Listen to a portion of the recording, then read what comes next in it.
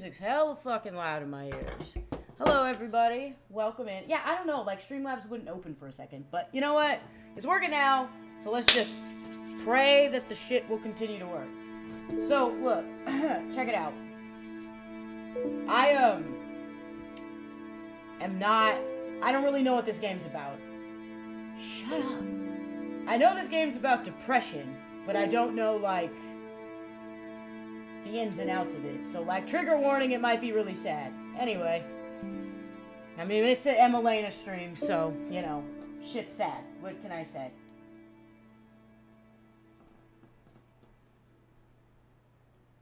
Welcome, everybody. Oh, wow, there's a lot of people here. Remember, guys, like and subscribble. That's right. Thank you, Seti. Oh, fuck.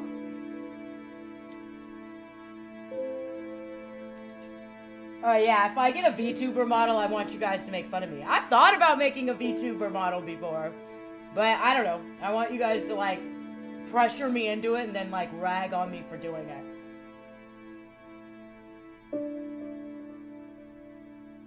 Wait, that tower? Where's that tower at? Isn't that in America? Ping the Discord? Oh, okay. Hold on, I forgot.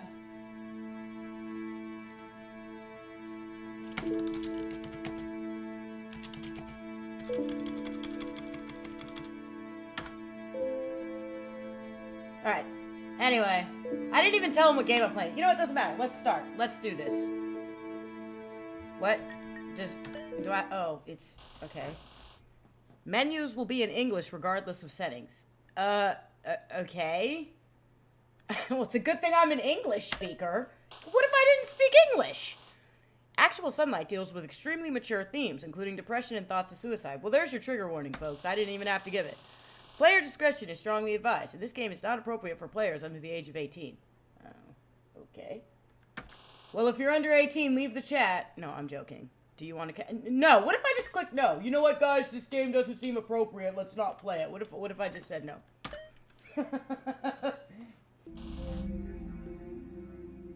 Why do you guys always make fun of me for using light mode in Discord, y'all? Like, come on. It's the TV tower in Berlin.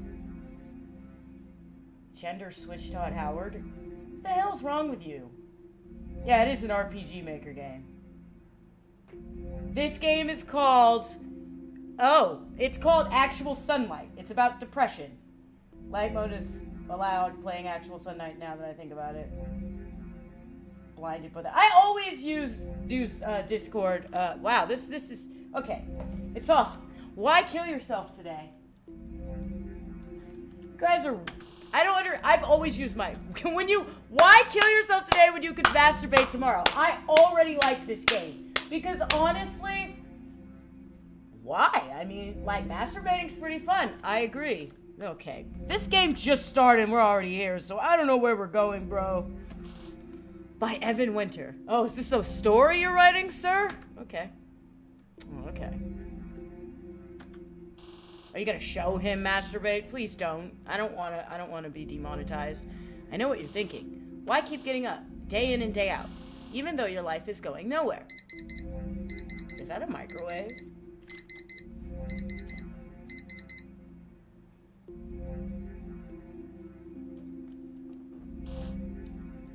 No raises, no promotions, no hope, no future, and let's face it, no love. Is that an alarm going off?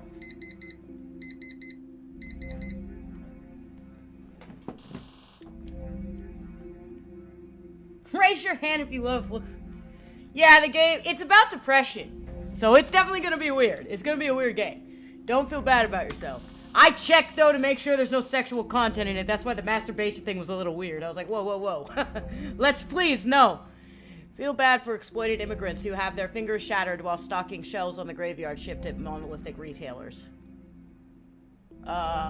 Okay. I think you can feel bad for yourself and people who have it worse than you. Feel bad for the soldiers of pointless wars who have their arms blown off by IEDs. Feel bad for the arthritic, long-haul truck drivers who need every firm grasp they have left for the dark roads and bottom-crashing races ahead. No matter how bad things get, none of these people can live the life that you can. A life of pathetic, dick-punching resignation. Okay.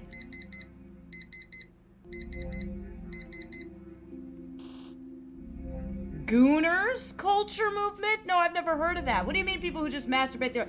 Why is that a real thing? Yeah. To spend the time. Yeah, right. Okay. You are lucky. You have food, you have water, and you have shelter. Shelter that specifically includes at least one room with a locking door, an internet connection, and a computer you don't share with your elderly parents. No king leaves you too exhausted from one type of hammering to indulge in another. No bishop lives to tell you not to bash yours. There has never been a better time in the history of mankind to be completely, cripplingly, devastatingly alone. And yet, here you are, thinking about giving up on the good times, not realizing that you still have so much to live for, that there is still so much to jerk off to. Absolutely true. Pornhub is free. Why do you want to kill yourself?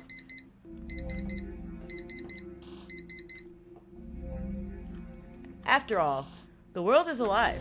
Alive with people as fat, shallow, and broken as you are. Okay, so here's the thing. When you live in a first world country and you have a lot of benefits, your depression will tell you that you shouldn't feel depressed because you have so much more than everybody else in the world. And that's a really fucked feeling, because no matter who you are, you're gonna have problems. Everybody struggles, everybody feels sadness, even billionaires.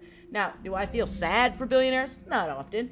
But they do struggle, and they do feel sadness like everybody else.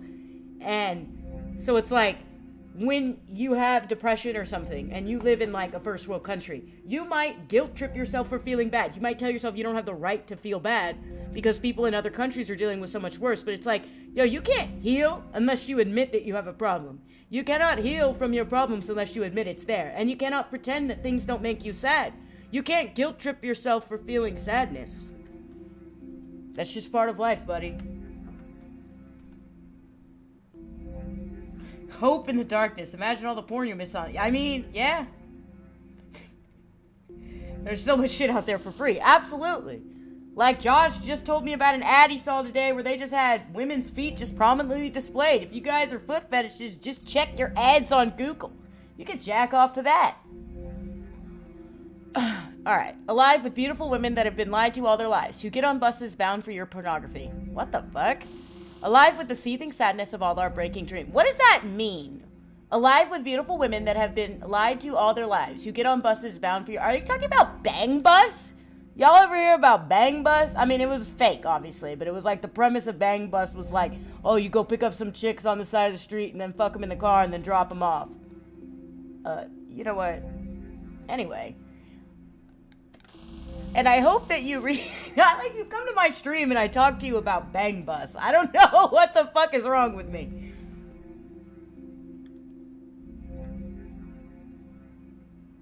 Learn a new skill. Play SS-13.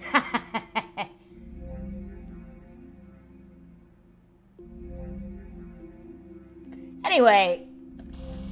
Just waiting to come out. I hope you promised yourself to live to see the day that you truly fall in love at first sight.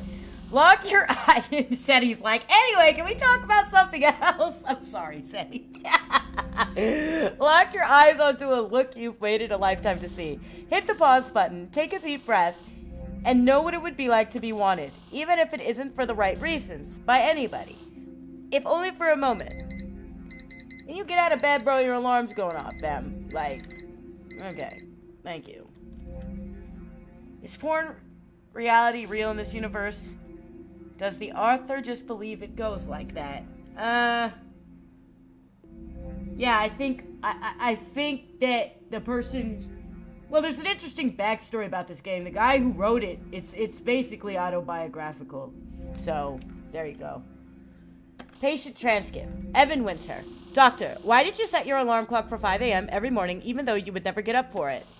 Why hit snooze for 2 hours? I do the same thing. You have a problem with that? Patient, I used to do that. I don't have to set alarms anymore.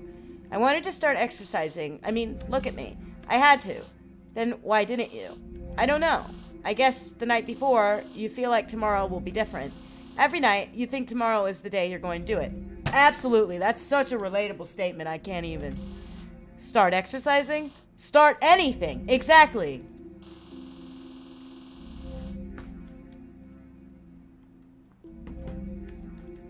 Okay. Sawdust Dresser by Evan Winter. Attempt to open box. Failed to do so. Rip corrugated cardboard into pieces until dresser parts are exposed. Consider insistence of two-person assembly to be personal indictment of character and discrimination towards sad loners. Huh? What? Mutter homophobic indignities about uppity Scandinavians and their perfect little shoe. What the fuck? Okay, so he's opening something from IKEA, I guess.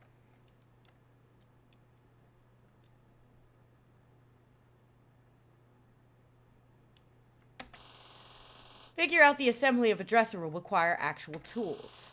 And not just syringe-thin Allen key. Run downstairs to convenience store that thrives on overpriced sundries for emasculate condominium man-children. Okay, what the fuck am I playing? Buy knocked-off Chinese screwdrivers for 3 times normal retail price. Assemble dresser, periodically stopping to drink alone and stretch out re-aggravated lower back injuries. Screw up assembly at the very end such that dresser looks completely fine, but drawers are fixed in place and do not actually open. Turn structure around completely. Why am I reading this? Okay, man, he's just putting a dresser together. Realize that nobody will probably ever see how fucked up this is. That it wouldn't be a criteria if any girl was actually willing to come here in the first place. And that you're probably just going to leave. Is this guy, like, just bitter that women don't want to fuck his ass? I don't... Like, broski. All right, man. Broski, I'm going to keep it real with you. You're overweight, and you seem like a total drag to be around. Now, as somebody who has a mental disorder, somebody who has been overweight in their life, you need to make self-improvements, because you just sound like a bitter-ass little bitch, and ain't nobody going to want to be around you if this is how you act. Bruh. But anyway, live with it. Okay. Yeah, you should. Goddamn, this guy. Okay. Oh, how much porn is going to be on this computer? Wait.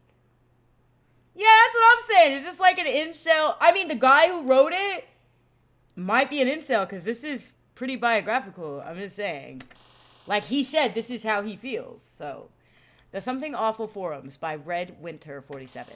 I'm posting this review because I think the community that has built up around this game is nothing but a moron. He's talking about Alan Wake, by the way. Wake. He's reviewing Alan Wake.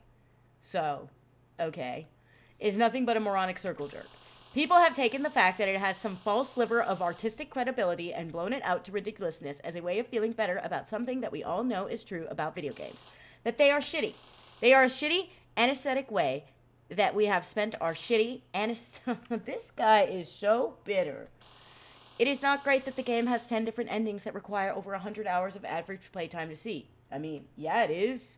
I would rather buy a game and get 100 fucking hours of gameplay out of it than buy a game and get like 20 hours of gameplay out of it and then have to pay $19.99 for every fucking future DLC. What the fuck are you talking about?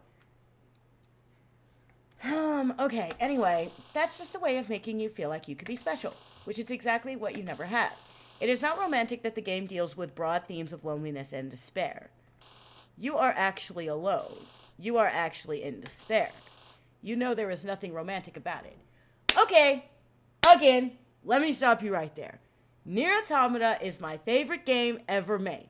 And the thing is I've spent very much of my life isolated and not feeling understood because of the disorder I have and also just being awkward and kind of strange in general. And pieces of art that can speak to you about this stuff actually are trying to make a certain subset of people feel better about it. And just because you don't like it doesn't mean it's like romanticizing it. Now, there's definitely art that romanticizes loneliness. Absolutely. But I feel like writing Alan Wake off like that is just somebody who's fucking mad and bitter about everything and is going to find a reason to be fucking pissed off about everything.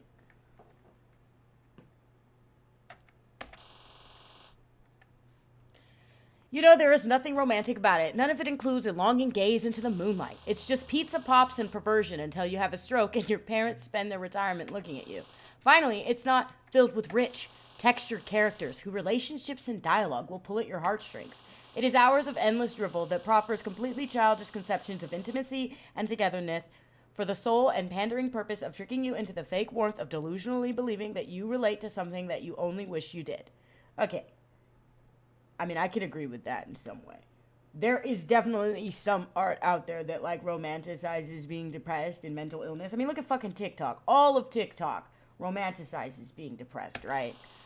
And, like, there is something about it where, like, they don't, like, people watch these movies about, like, depressed people or people with disorders or people who are different, and then they're like, wow, that person's so relatable. Wow, I'd be that person's friend. But then they know people like that in real life and they just completely avoid them. So that's interesting. You've never read a book that didn't have a dragon or a laser gun on the cover. You live in a filthy dark room with a laptop and a soda-stained mouse pad. You play Awake not because it's about human beings, but because you desperately wish you were a human being in the first place. But you are not. You are not the hero. You are the monster. User was banned for this post. What the fuck? Why were you banned for that? Yeah, I have played Yume Nikki. I actually own it. Is this just a huge rant? I mean, this game... I mean, that's what all my streams are, Bam. I just rant all the time. So I guess this game is just him ranting. Like I said, you know, I actually got Yume Nikki because of Omori was heavily inspired by it. You are not the hero, you are the monster. User was banned for this post. Reason. Too long, didn't read. Oh, okay. Slur. Great. Okay, this guy sucks. An e-reader. Definitely obsolete by now. Creative Writing 497Y, University of Toronto. Instructor, Evan Winter. First day lecture. Notes. The first thing you should know about being a writer is that it will turn you into a person who will find every excuse not to write. Yeah, I agree. I'm a writer, and yeah, it does. In fact, like many things in life, the more you want to happen, the stupider about it you will get. A lot of people will never relate to this. A lot of people don't know what it's like to badly want something that very few people will ever get to have. And I'm not talking about money or fame. Obviously, everybody wants that. I don't know about that. I'm talking about the deeply felt desire to say something that is. Well, his assumption that everybody wants fame is kind of interesting here, because I don't think everybody wants fame. I think everybody wants a certain amount of money so they can live comfortable. But fame? No. I'm talking about the deeply felt desire to say something that is painful in a way that is both beautiful and true. But without discipline, this desire will melt you into a crazy, miserable shithead. I'll give you an example. I remember when I decided that enough was enough and that I was finally going to get serious about becoming an author. I went straight to the nearest bookstore to buy every book about writing that I could get my hands on. I was prepared to do anything, absolutely anything, except actually sit down and write. There were so many books that I felt I had to read before I could attempt to write anything that I bought a $300 e-reader instead of trying to carry them all home. I mean, as a writer, I could tell you, yes, actually sitting down and writing shit is kind of hard sometimes. You, like, come up with all these excuses in your head not to. This is absolutely true. I agree. Okay.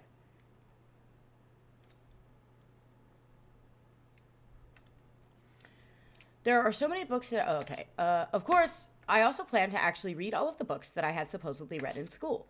That e-reader sat on my nightstand and collected dust for years. Okay, so... My tablet. I keep it plugged in over here. Transcript. Late night show. Guest, Evan Winter. Welcome back, ladies and gentlemen. We're talking to author and comedian Evan Winter about his breakout success. Now, we don't have too many writers on the show, but what do you think has become a bit different about your life since all of this happened? Well, I used to sleep with a tablet. Okay. What exactly do you mean by sleep with? As in, you would hold it close? Well, it wasn't that intimate, but spreading out with it was definitely the only reason I actually needed a queen-size bed. Okay. I don't know, Jill. That's a hard question to answer. One thing I will say, though, if you're a writer, you need to read. Absolutely. You need to read as much as you can. But I mean, if it's probably, you have an imagination, so you wanted to tell stories before you started reading. I mean, that's natural.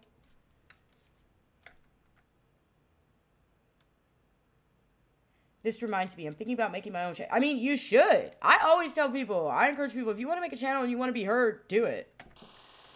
So now you would presumably sleep with women? Yes, women. Definitely women. I mean, not every night, but a normal amount, a regular amount. What the fuck is this? Exactly. I'm a normal person now, and I'm good with that. That's weird. You know, you sound like you're already married. I would love to get married. Marriage works. People always seem to think I wouldn't be up for it. But I totally am. Maybe it was all that sleeping with a tablet. What the fuck? Okay, this guy... Let's go. Oh, are we going back to bed? Okay, I guess we're going back to bed. Junior Assistant Exec Administrator, CEO Office. 2, Director Corporate Communicate. This whole game is reading. Would like you to look at the transcript below and develop new messaging for transitional compensation. Interviews by COB. Program is excellent. Oh my god. Shop telling HR to patient. Being transcript. Thanks for coming in this morning, Evan. Door closing. I wish we were meeting under better circumstances. Time and time again, I've said that the one thing we need in this company, besides our top executive talent, are young people. Young people who don't just go back to bed instead of waking up. Young people who don't just walk around in a trance as if they have no future. Young people who won't let their peers down, even when they are asked to do more with less. Huh. Okay. Sounds like it would be a shame to lose young people like that. I couldn't agree more. That's why I really hope you'll consider staying on with us, even though your compensation package will be transitioning from a direct model to an experiential one. What the fuck?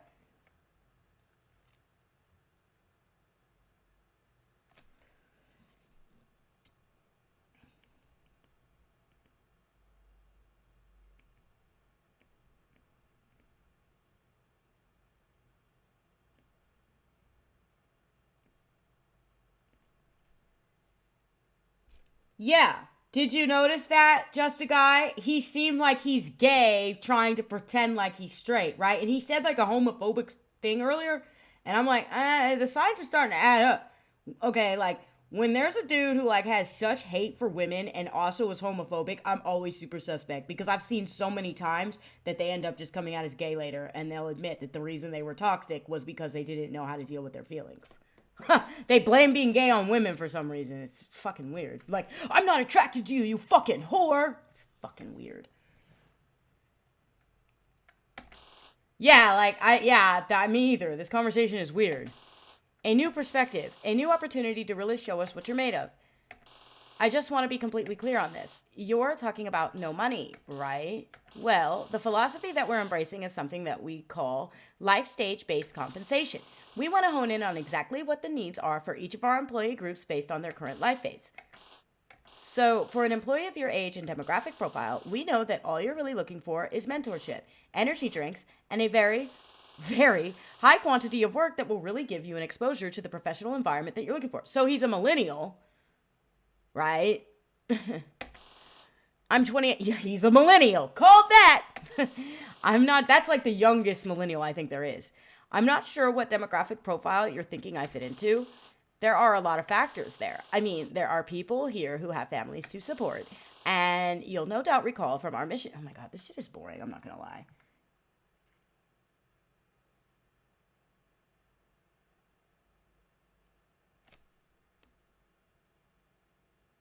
Yep.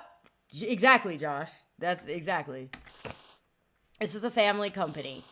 I watched 3 people who I knew have young children leave here with boxes this morning. That's exactly why they were simply released.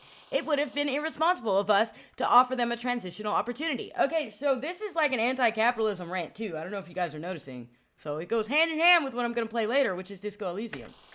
We care enough to get them out of here and back into the search for a paying position as quickly as possible. They have people who need them. Do you? Candidates exist. Interview ends. Oh, okay, bro. Okay. No. That was years ago. I gotta get up. Oh, you got fired years ago? Okay, that's weird. Chair. Can I sit in the chair? I screwed up my back a long time ago. Now I have this fancy chair that's probably screwing it up even more. Okay. I used to have a desktop. It's gone now. I just used the laptop in my room. Okay, good for you. Appreciate your patience. Sorry it took so long to fix. This is the only reason I even own a TV. Hey man, relatable. I sort of use this as a de facto garbage bin for anything that won't actually rot. It's full of plastic bags at the moment. What the fuck? Bro, just use the trash. I take a shower first.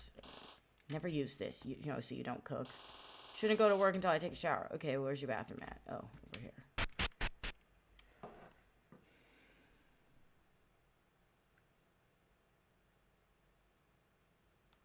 For me, writing is more about just talking about stuff that you can't really talk about. So, like, all of my stories that I write are, like, about, like, mental illness. They're about, like, the symptoms that I have and, like, the reality that I live. Like, for instance, I wrote a story about a character who's, like, stuck in a simulation, but you don't really know he's stuck in a simulation. And it goes into a larger short story collection where you find out he was stuck in that simulation for a very specific reason that had to do with a war that happened or whatever. But, like, everything that happens with this character when he wakes up from it and he can't recognize people and he doesn't understand his reality, it's just symptoms of schizophrenia. Symptoms I've had before where I don't recognize the people around me or I don't trust the people around me, So, like, for me, it's just expressing shit that I don't know how to, like, express otherwise. That's what writing is for me. Toilet. Okay, well, this place may be disorganized, but there are some things you've got to keep clean. Yeah. Evan Winter. Doctor, what is your earliest memory of disliking yourself? When I was 15 or 16, I shaved for the first time. Immediately, my skin had a vicious reaction to it, red everywhere. My neck and my jawline were completely covered in huge bumps and rashes. I didn't come out of my room for hours. I hate looking in mirrors or being in pictures to this day. Are you sure it wasn't just poor technique? What kind of question is that? Oh, House of Leaves is a great book, Seti. It's one of my favorites, actually. I actually started it years ago, and I mean years ago, like back in like 2007. I never finished it, and then a few years ago, someone brought it up, so I was like, you know what, let me finish it. So I finished it, and I'm like, damn, this shit is a fucking trip. You know what I mean?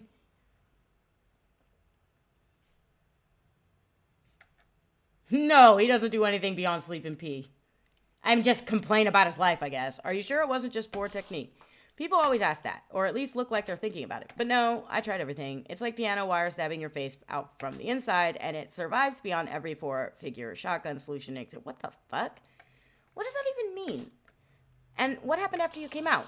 Nothing, really, but I knew what it meant. And this was high school. You saw those kids with horrifically scarring acne, and it isn't like this looked any better. From then on, I knew I was going to be one of those guys that girls would look away from for the rest of my life. That would be a very painful thing to believe. I guess it was the first time that I realized that you could just get dealt a shitty hand, that there could be something wrong with you, and that no matter what, you would never be able to do anything about it. Yeah, buddy, that's called life. Like, it's very depressing, but the thing about life is that you can't really do anything about the hand you're dealt. You have to make the best of your situation. So there are people who are dealt disabilities. There are people who are dealt various mental illnesses, which also could be a disability. There are people who are autistic. There are people with all kinds of things, physical ailments, whatever. And you just have to learn how to live with that. And you have to learn how to overcome that and not let it suck you down into misery, you know? Copium simulator, for reals, dude.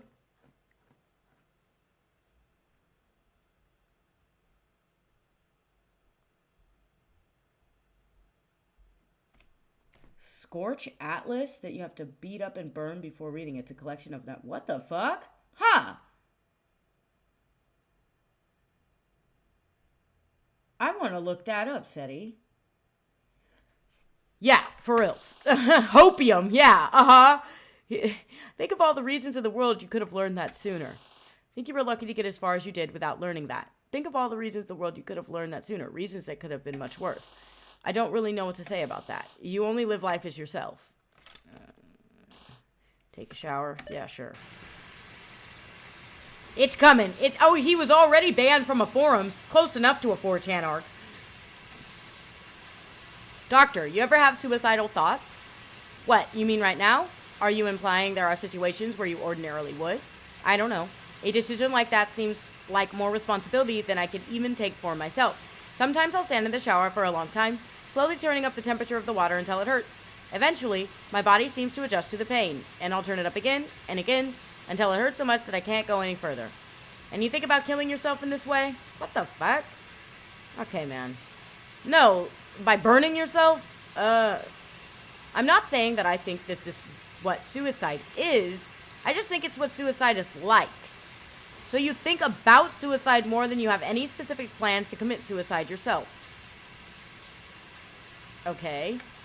Is that correct? Most normal 4chan user, right? Don't tell this man about VPNs. This guy's... yeah, man. What does this guy have on his hard drive? For reals. This shit is crazy. How often do you think about these things? A lot. How long have you been thinking this way? A long time. And how does thinking about why you want to do this make you feel? Frustrated? Tired? Hopeless? Reminiscent? Okay. Go to the roof of the building and jump off. Okay.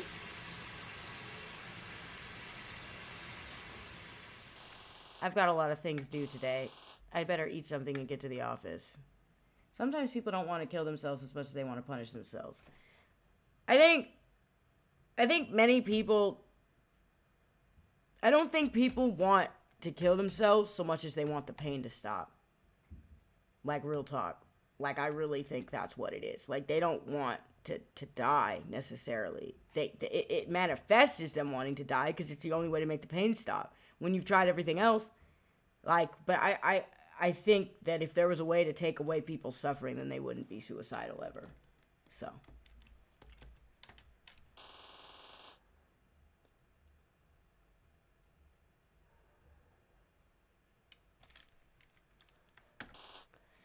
An epilogue to the weight loss book I will one day write by Evan Winter. Before I wrote this book, I had reached a point where all I ever thought about was food. My life went from joking that nothing but pizza would give me relief to a life in which it was actually true. Do you know what it's like to wake up in the morning knowing that eating something terrible is the only happy thing that is going to happen to you all day? I kind of do. Actually, I do. It's very depressing, but I do know what that's like. You kill yourself with some horrific job that you're lucky to have, and when it's all over, all you want to do is forget about it. People say you could stop, but you're so huge by now that you realize you would have to stop for years and years on end. And that even then, you still might not be good enough for anything or anyone. And by the time you do it, who can even say if anyone will be left? Yeah, that's just the depression talking, man. You know? Still, you make a few attempts over the years, because a part of you thinks you would be a completely normal person if your weight didn't disqualify you from being one in the first place. Huh.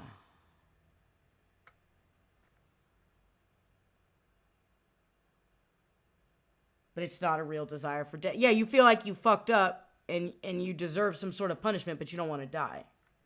I mean, I feel guilty about shit I did when I was 10 years old, so I understand. Sometimes it even goes well, but in the end, you're still miles behind, and that one shitty feel-good thing you've always had starts calling you. It's calling you when you realize that she isn't interested. It's calling you when you're out with people who don't have to live this way just to be normal. It's calling you when you go out to eat with your parents. And you realize what a disappointment you are to them. What a waste of all that energy we are. All the time, it's calling you. I mean, okay, so he has a fucking eating disorder, by the way. That's an eating disorder. See, a lot of people, when they think eating disorder, they think, oh, anorexia. But what he just described is literally a binge eating disorder. He turns to food to fill emotional gaps. And he eats it when he's sad. That is a binge eating disorder. And very many people who are obese, especially morbidly obese, have a binge eating disorder. And it's glorified on YouTube. There are videos of people just eating food and shoving food in their mouth. And there's the whole bad acceptance movement that's just like eating an entire cake is totally healthy and fine. And like, that is a fucking eating disorder, bruh. Okay? And it shouldn't be glorified in the same way that anorexia shouldn't. Just mini rant.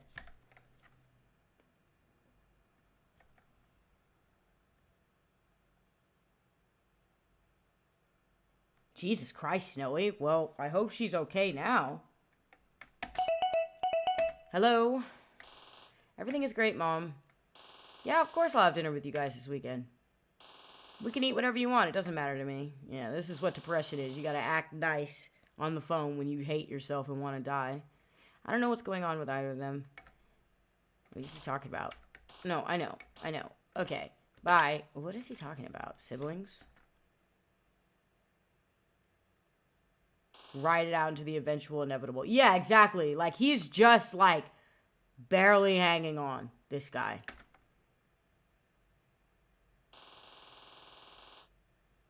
I thought I had something to eat here, but I guess not. I'll get something on the way. Get some unhealthy-ass food. Leave the apartment. Yeah, sure. Do you want to save your game? Yeah, sure. Why not?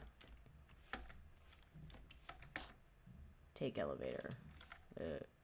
What? I can go to the roof? What? Remember he was telling himself to go to the roof and kill himself? I can go to the roof. Yeah, let's go to the roof.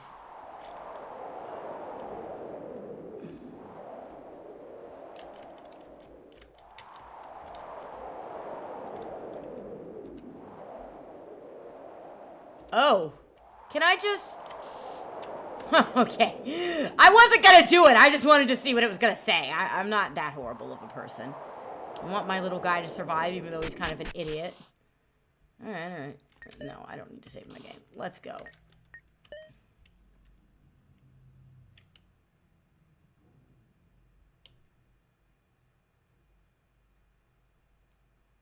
I mean, yeah, that's what self-harm is. It's basically just because you don't want to feel the emotional pain anymore. Patient transcript. Evan Winter. Doctor, do you understand that in many ways you're very fortunate? What do you mean? You've had access to education and security. You're a white male. Why would... That is the worst possible thing you can say to somebody who is in your fucking office because they're depressed. Telling them you have privilege. You have food and water. You're a white male. Blah, blah, blah, blah, blah. Like, are you basically saying white males aren't allowed to have depression? The fuck? The fuck kind of thing is that to say? Oh my god. This could either end a disaster or a fresh breath of air. His doctor's a piece of shit. This is the kind of stuff, by the way. If you have a doctor who says this shit to you, this is the kind of stuff that you need to get a new therapist. Okay, your doctor, your therapist, your psychiatrist should not be berating you about your position of privilege. They need to help you deal with your symptoms. That's their fucking job. Your therapist needs to set goals. If they're like, well, you're a white male and you have access to education, so what are you so fucking depressed about? Last time I fucking checked, this shit was a fucking miswiring in the brain. So it doesn't matter how fucking privileged I am. The fuck? I feel an awful lot like a member of that club in name and sight only. I don't have some friend with a cottage. I've never participated in any mud-based fitness. Right? And there are no adorable blondes meeting me for blind dates at ironic board game cafes. These aren't the types of advantages I'm talking about. Well, what are you talking about? Because what does this have to do with him? I know, but they are the types of advantages that education and security make worth having in the first place, aren't they? What would even change if I lived some kind of cart life for $7 an hour? What do you think? I think it would just mean being openly rejected by the types of people who only pretend to accept me now. Fair enough. And that isn't worth something. All I'm talking about is being something but not being a part of it. Coffee, fruit. Thanks. Have a great day. Okay. Why are there, all these women out here? Please read this if you are a young person, by Will O'Neill. If you have any fear about putting... Will O'Neill is the guy who wrote this game, by the way. So this just completely... He's just breaking character right now.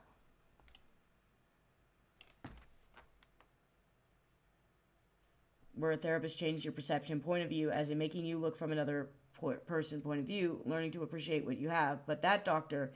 Yeah, I've had therapists tell me, hey, you should appreciate the stuff you have, right? I've never had a doctor tell me oh, well, I'm not a white male, so I guess they wouldn't say that. But if I was a white male and they told me you're a white male, I would be like, what does that have to do with my brain being wired wrong? Isn't that kind of racist? Isn't that a weird racist fucking thing to say? I don't know. That's fucking weird shit to bring that up when someone's there because they're depressed. What the fuck? Shit, man. If I have any fear about putting this project out, it's that somebody who is in the midst of a difficult time growing up will see this game and think that it applies to them. I'm not going to say that I was not a lot like you. I probably was. I've struggled with feelings of anger and depression since I was very young, no more than 12 or 13 years old. I don't need to get into what the problems both causing and caused by this were and still are. I think the things that happened in this game make them pretty clear. It's also pretty clear where all of this is headed. But listen, the fact that you are young means in and of itself that you still have a lot of time to change things. You have time to change things even if you're older. I'm 37 and I made extreme life changes in the last couple of years. I quit smoking cigarettes. I started working out. I started a YouTube channel. I started streaming. You don't have to lose hope just because you're older. That doesn't mean you're going to get everything you want. But I promise that you can do a lot better than you will if you give yourself over to despair. It's when you get into your late 20s and early 30s, like the protagonist in this game, and like me, that a lot of the choices you made earlier can start to come seriously into play. A lot of doors can begin...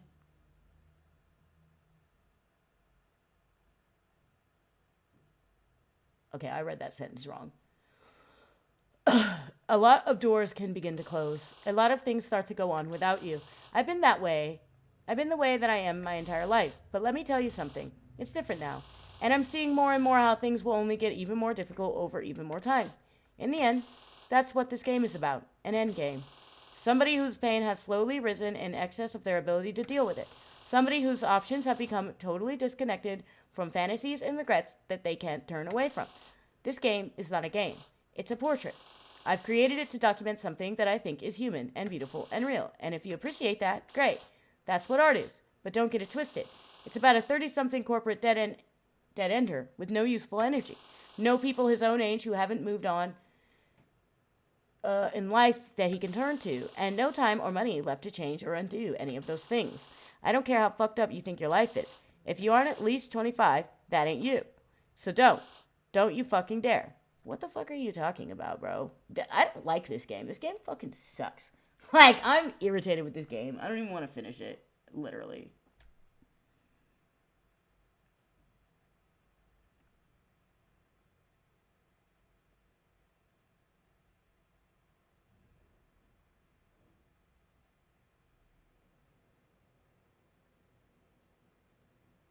I'm like catching up with chat. What are you guys talking about? Nobody deserves pain. Hurting myself is easier than ending it all, you know, but I think deep down it's still a... Oh, I see you guys are talking about... Yeah, I mean, I've self-harmed before. This is like a triggering-ass discussion, but I've self-harmed before. I have fucking scars on my arm from it that are permanent. I remember one of my coworkers questioned me about it, and I made up some fucking story about moving shit. I don't know. I was like, I was moving a box. Yeah, I'm just gonna play... This game is fucking boring, you guys. Like, this game sucks. Shut up. I don't want to play it anymore. Let's play Disco Elysium, shall we?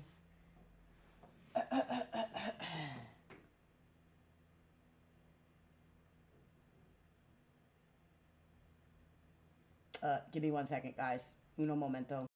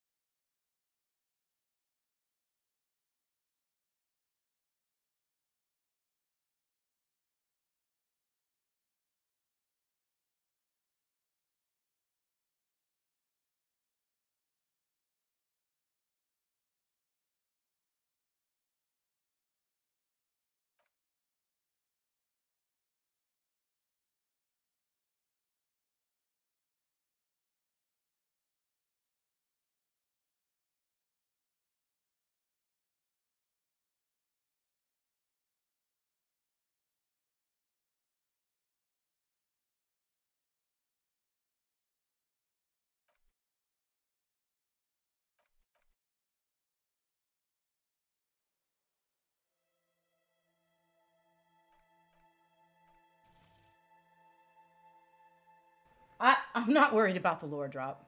It's okay. I think it's nice that you guys can talk about stuff like that.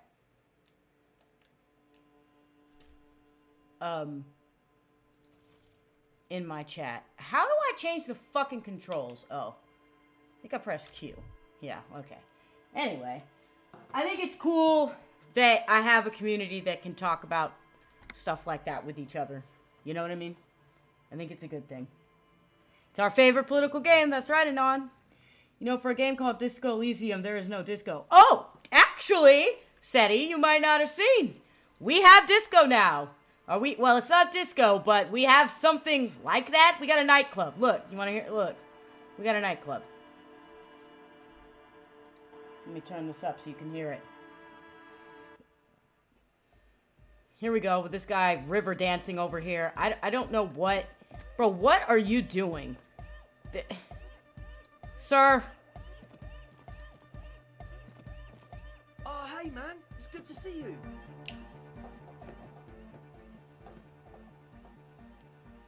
What? I have a 3% chance, huh? Oh, you know what? Look, check this out, you guys. I was watching Call Me Kevin play this game, and he did some shit that I didn't even know you could do. So, I'm gonna go try and do that right now. Yeah, okay, let's go. Because I didn't even know you could do this shit. He talked to somebody in the back of the building, and I was like, bro... Speaking of Call Me Kevin, river dancing, just coincidence. Oh yeah, here's the melody I got that I added in. It's kind of dope. I kind of like this music with the melody added in, I'm not gonna lie. Saddest nightclub I have ever seen. The Disco Elysium. Yeah, I mean, it's in a church, Teddy. It's literally in a church, and there's one guy river dancing. It truly is the saddest shit ever. Jill coming in with deep thoughts. Every nightclub is sad. I mean, yes, in some way. I mean, if you really want to get into it, they definitely have a sad culture around them. You know, some people are just trying to have fun, but yeah, there's definitely like this weird, sad culture around clubbing and things like that. Alright, where are we going, guys? You know, I went out of my way to make a nice, lovely... I mean, just a guy, this game is emotionally heavy, but it does it in a goofy way. So you probably won't cry, but like, the guy on the dance floor is sad in a number of ways. It goes beyond just him dancing, you know what I mean? It's like they're meth heads and things like that. It's like everybody you run across in this universe has had their life fucked by capitalism in one way or another. The people who wrote this game are actually communists, I think. Like somebody was saying, the devs are basically communists, right? And they're not American. So, yeah. Where are we going? Okay, you know what? I don't know where I'm going. I mean, I think that Harry is at the very least bisexual, SETI. But I don't think Kim hasn't expressed any feelings one way or the other, right? But I think there has been at least a couple of times where Harry has alluded to saying something sort of weird about Kim. I don't know, though. But Kim, it's hard to tell. There is an option for it to be 10? What? Wait. Whoa! Wait a minute. Can we actually have a Harry, Kim, a Star Trek Voyager coming together? Because I don't know if y'all ever watched Voyager, but there was a character on there named Harry Kim. So if Harry and Kim in this game can get together, oh my god, my dreams will have come true. Oh fuck. Also, Voyager's one of my favorite Star Treks. It is my favorite Star Trek. I was about to say Disco Space Nine. Deep Space Nine is also very good.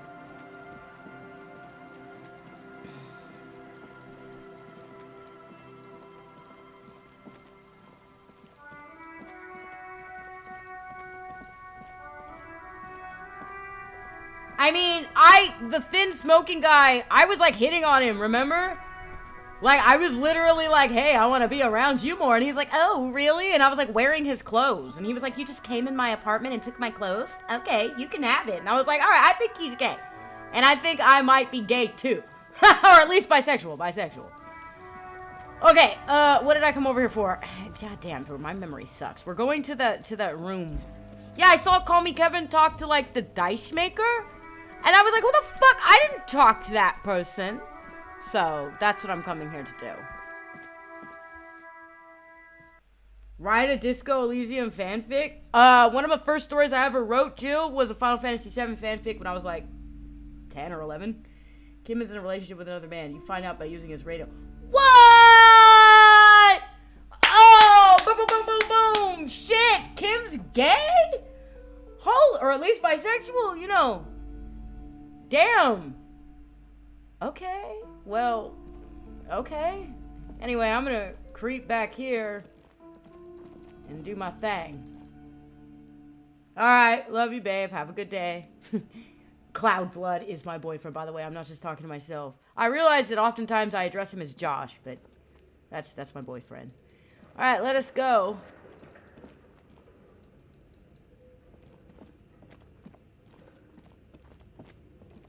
Do you remember that one guy that was like, tell your dad to shut up in the background? And I was like, my dad?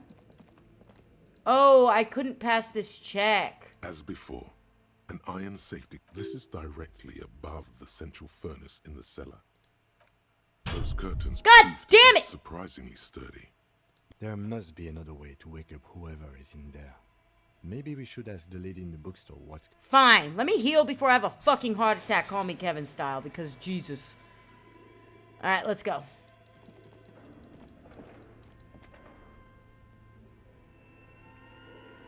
I mean, I don't know. I'm pretty sure you guys figured this out just given the way that I talk, but I'm bisexual, right? I don't know if I've ever actually said that before, but you could just tell by the way I fucking talk. You guys have seen me lusting over titties plenty of times, so I didn't really think it needed to be said, but I'm bisexual. And I will tell you that you'd be surprised with some of the people who are bisexual. They don't seem like it, but you'd be surprised, man. You get to talking to people and you find out they had a lot of, like, curiosity, as they say. But it's like, bro, you fuck, like, at least 5 dudes, you're just bi, bro. Like, oh, or it's just like, oh, me and the homie suck each other's dick, no homo. Yeah, okay.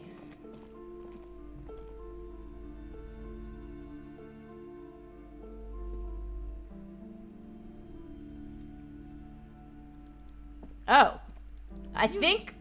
broke down the back door. Yes, I broke down the back door. The door. It's all Calm gone now. down. Dark psychic energy leeching onto Wait. my shop. I've got this decomposing body I really need to put in the fridge down there. Wait, what? We didn't turn that fucking body in yet? God, are you serious right now?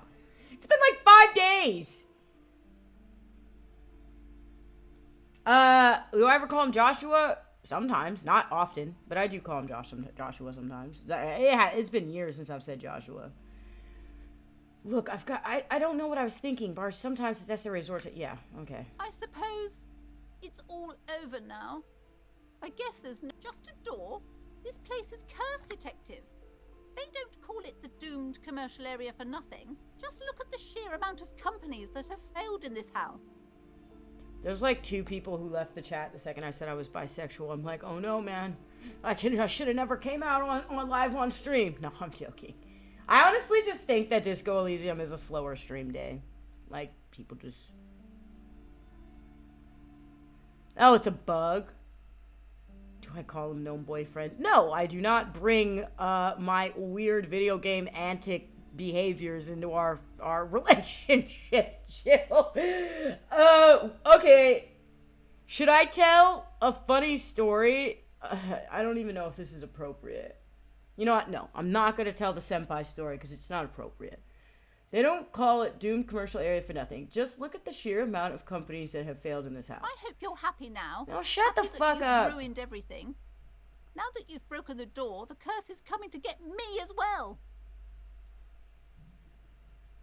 Do you call him Giorno Giovanna? I think... you know what? No. I'm not gonna stop. You guys are... Please tell us... No. It's, like, actually inappropriate. It's, like, actually inappropriate. Like, I don't think it's okay to tell that kind of story. Like, it's not... I'll tell it in Discord. Just wait patiently. I'll tell it in Discord. It's just a weird thing to tell on stream, you know? And my mom might be watching, so no. Host continue. Almighty, she prays. Guard me and my honest business venture from the curse that lurks behind the door. Blessed be your name. What? Well, okay. Where is my Discord at? Oh, there it is. It's right there. Look, y'all. Hold on. I'm typing it into the Discord right time. Actually, no. That's going to be weird. People are going to see that in the Discord, and they're going to be like, what the fuck? What a random thing to type in Discord. Look, let me just go back to playing the game. Okay. I didn't know about the curse, but I thought the curse wasn't real. The curse that lurks behind the door. Blessed be your name. Oh, sorry. I didn't know about the curse. I'm pretty sure she told me. Hi, Astro. Welcome in. Sleep screwed me and Melena's streams helped me knock the fuck out. Welcome in. This is a safe space. I'll tell you guys in the Discord. I didn't know about the curse. Of course you didn't. You're nothing but a policeman. Literally the sorriest cop on earth. Apologized 10 times. Man, these fucking stupid achievements. Now your mom might know you have enterprise. Yeah. I'll tell you guys later. It's nothing too crazy. It's just, you know what? It's just a funny story. I'm willing to let you investigate the doomed commercial area. We are set on the path. Yeah, whatever. The facade has dropped. Why do you keep Now defaulting you see the to curiosity control? behind the fear. But before we go on, tell me, did you encounter the malignant The entity? No, I don't think so. Of course, the entity. Close your eyes. I didn't see her, but I sensed her presence. BTW, the state of mind the main character is in, with different pieces of the brain, all disconnected, epileptics describe this exact condition after strong seizures. Shut up, Jill. Oh no, I know you weren't trying to pressure me, Jill. I'll tell you guys later. You will think it's funny. It's not even like a long story. It's literally just a thing that I said one time, and it's just under the circumstances under which it was said. It's kind of a weird story to tell on stream. But anyway.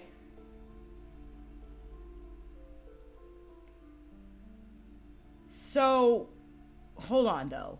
Different pieces of the brain all disconnected. Epileptics describe the exact condition after strong seizures. I mean, that's like compartmentalizing, kind of, right? You know, people who are bipolar, schizophrenic, and epileptic have a lot of interesting things in common when it comes to symptoms like that. You did? Then it has to be true. I've suspected that this woman-shaped energy must be connected to the curse ever since I first saw her. Did you see that she lives inside the chimney? The chimney, the passage between heaven and hell. Of course, it all makes sense now. Yeah, I'm just gonna say that. Yes, that chimney is part of the What? building's central Why front, is she just and going it's along new. with my nuttiness? She has barricaded herself behind some metal security curtains. God knows what she's doing there. Okay. Some unnatural magic, I assume. Ow. You should go find the entity and ask what. Isn't it happens just a to all the fucking companies in the person? building. And do return to me after you've talked to it. I'm quite anxious to know what she has to say about the Ma'am, curse. it's just somebody living in your attic, which is kind of weird. I was gonna say maybe you could call the police about it, but I'm like, I am the police, so... If you're really interested in cracking this mystery, then we should go back to the furnace. Maybe you could yell into it or something. Despite his cool, the lieutenant's interested in solving this mystery too. Yeah, exactly, Seti. There's this show called, like, Undone, and I remember watching it, and, like, there was a couple things in it that were actually accurate when it comes to how, like, schizophrenics' brains work or whatever, but then it was, like, really weird because it was, like, equating a lot of it to, like, magic, and I honestly am wondering... The show, like, irritated me, but it also didn't irritate me. Like, I don't know. It was, like, weird because it triggered me, right? Because I was like, her thinking that these symptoms are magic is just like a delusion. But then I think the show was trying to market it as, oh, it's not a delusion. It really happened. Blah, blah, blah. And I'm just like, okay. But anyway, I'm interested to see what direction they go in with season 2. Because it would be interesting if they just pulled the whole veil back and were like, no, it's been a delusion the whole time. And suddenly it becomes a mental health show. It felt like part of them was going in that direction, I'll be honest with you. I had a few more questions about the curse. What if I want to buy a book? That's all I can say for now. Book peddler. Okay. Okay, but please, only a few questions. You wouldn't want to disturb the spirits. You wouldn't want to disturb the spirits. Okay. How does this curse manifest itself? Why didn't you just tell me right away it's a curse? Have you sought help from anyone? I mean, honestly, that. Yes, I've contacted numerous. I meant to fucking... parapsychologists, and even a pair of Simonese. I meant a mediators. psychologist for your brain, provided not me a with the para rules. one. Just a fucking regular one. Okay. She nods a strange cage-like trinket on the curtains. The wards help to keep the doom at bay and protect us against the darkness that lies further in the building. Even though now I fear it's not enough. Okay, man. Look. You think putting some fucking paper on a door is gonna keep evil out? Need you guys to put your shit in check. How does this curse manifest itself? Why didn't you just tell me? The curse is so much worse than you could imagine. It's a disease, eating at the very foundation. Yeah, that is my point, Seti. She's like, oh, there's a ghost up there. It's making all the businesses close. And I'm like, there's just a weird lady living upstairs. And quite honestly, it's weird that you haven't fucking told her to leave. Like, I don't know. It's strange. There's a homeless person in my house. Gotta call the Ghostbusters. I mean, yeah. Like, I think the woman that lives up there is connected to the video game that the woman in the church was working on, which is a weird thing, but I don't think she's a ghost. I think she's a real person. I saw Call Me Kevin talk to her in his playthrough. It's the curse of financial distress. Curse of financial distress. Of ruin and oh, bankruptcy. it's the fucking communists. It's the communist curse. It's coming for capitalism. It's coming for your kids. Hide your kids. Hide your wife. Hide your capitalism or your capital. Didn't that curtain just move? No, the curtain didn't fucking move. You're crazy. God. Annette mentioned that the previous tenants have experienced some financial troubles. Okay, man. Maybe it's because you guys live under a suffocating capitalistic system. Maybe it's that. Maybe it's not a curse. Maybe it's the system. Arnett mentioned that the previous tenants have... Wait, that's it? I was hoping for something more. Everyone knows that all the previous companies in this building have sooner or later declared bankruptcy, and their malicious spirits are still here, feeding off bad business practices and disappointing income statements. Exactly. I was literally just gonna say, this is just economics. Just they live in a fucked up economic system that is causing businesses to close down because it's either a recession or a depression. And I'm just like, it's not a fucking curse. It's just the curse of the way economics are. I don't really know how it works in every country, but here in the United States, I mean, we face some sort of financial disaster with our system every 10 years. And I've even seen people in the media defend it. They'd be like, well, maybe the system just needs to have, like, collapse every 10 years to keep it working. And I'm like, what the fuck? Yeah, some dude on TV actually said that shit. There's something wrong with this building, I can tell you. Ever since I arrived, I've sensed an eerie, lingering presence, as if I was unwanted here. To be frank, you're kind of annoying, so I can definitely understand why you're not wanted here. So... Sounds familiar. I feel unwanted. What does it mean? Don't mention it. I mean, that's just depression. That's Truly actual so? depression, not Perhaps the dark economic energies depression. are leeching off you. No, I'm just You depressed, shouldn't stay in man. the store too long. It may be dangerous.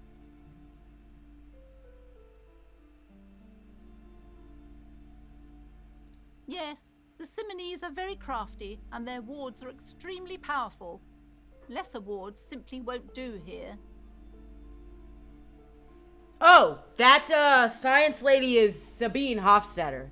So one thing I can say about her is the perspective she came from is the perspective that a lot of people who grow up in, like, I've noticed a lot of Eastern Europeans tend to have that perspective, that capitalism is good because they've experienced the evils of, like, communism and stuff like that. Like, okay, so, like, I like Sabine Hofstetter, but I do think that she should just kind of stay in her lane with the physics thing. You know, she should just talk about physics and that kind of stuff, because her perspective on capitalism is, again, coming from, like, a place that a lot of people can't understand. And also, she is in a privileged position as it stands. So, like, her thinking it's good also comes from the fact that she benefits from it directly, when a whole lot of fucking people in this world do not benefit from it. Welcome in, ladies and gentlemen. We are back to politics. Like, I cannot stop talking about politics when I play this game. I can try, but it doesn't happen. It's not good to talk about the curse, not in detail. The negativism, it's dangerous. Talking about the void wraiths angers them. Okay, ma'am. Look, I'll be right back. I gotta grab something to eat real quick.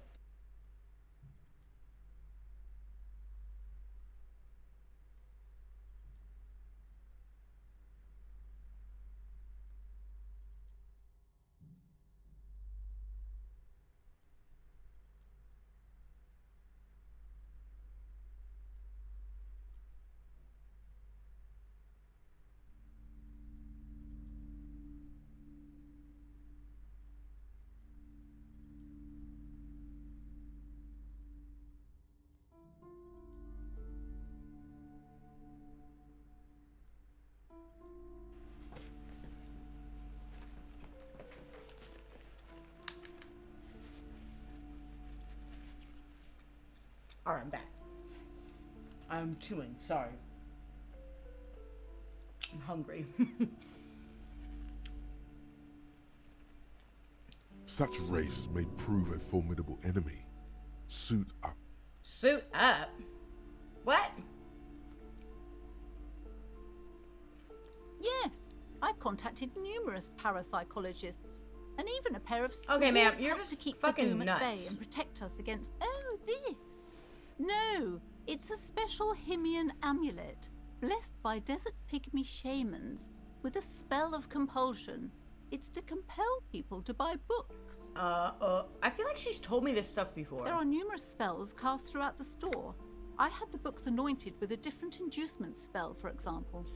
It's guaranteed Okay, to boost man. sales. 15%. Okay, so you're using magic to make people buy books? The woman looks aloof, her features much softer. Occasionally she glances at her daughter's silhouette. Okay, let's go.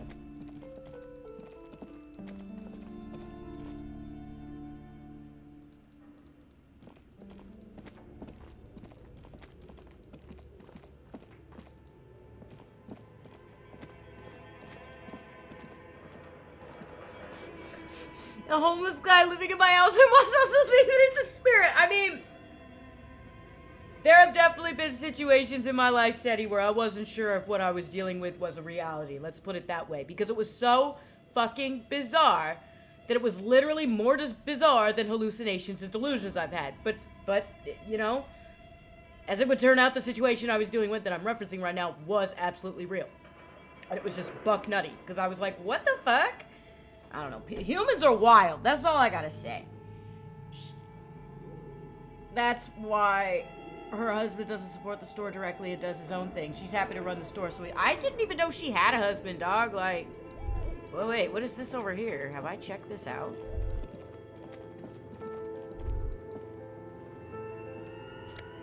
Ooh, cute.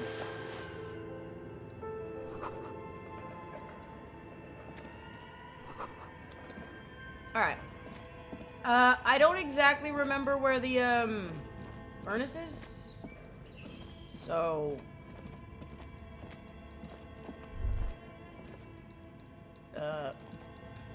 Shit. Hold on. Hold on.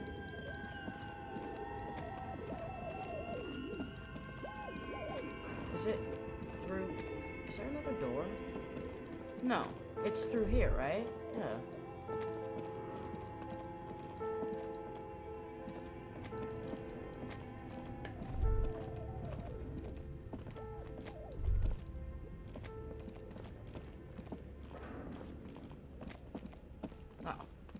There we go.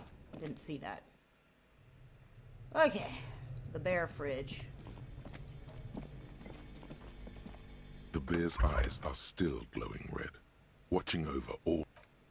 Okay. Right here. A thick layer of coal dust covers the furnace, coloring it pitch black. Something breaks loose in you. A mighty bellow echoes throughout the chimney's depths. The chatter of tiny voices above suddenly cease. Then... Hello? There it is. You've awakened. You know what's the crazy? entity. I wouldn't have even bothered doing this unless I saw Call Me Kevin do it. It's gotta be one of the first times that Call Me Kevin actually showed me how to play a game correctly, rather than showing me how to tear it down.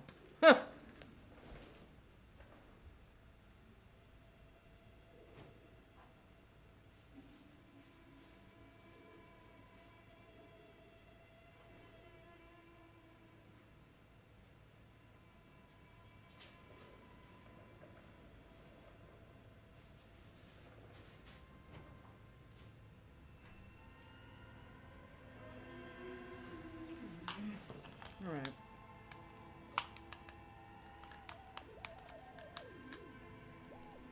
I summon the ghost of this doomed commercial area. Answer me, spirit. What?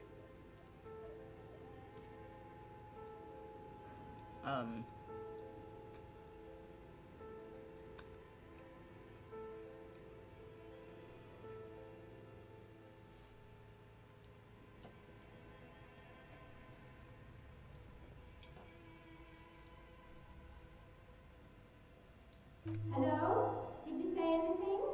I can't hear you. Please come upstairs. There's a safety curtain on the second floor. I'll open it. You hear a low rumble upstairs. The Oh, sweet. After you, officer. What? Are you mad at me, Kim? I feel like you're mad at me.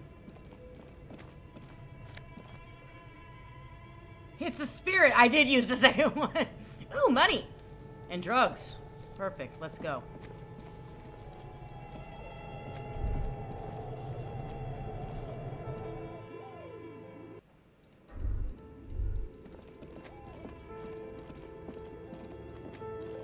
Alright, let's talk to the spirit.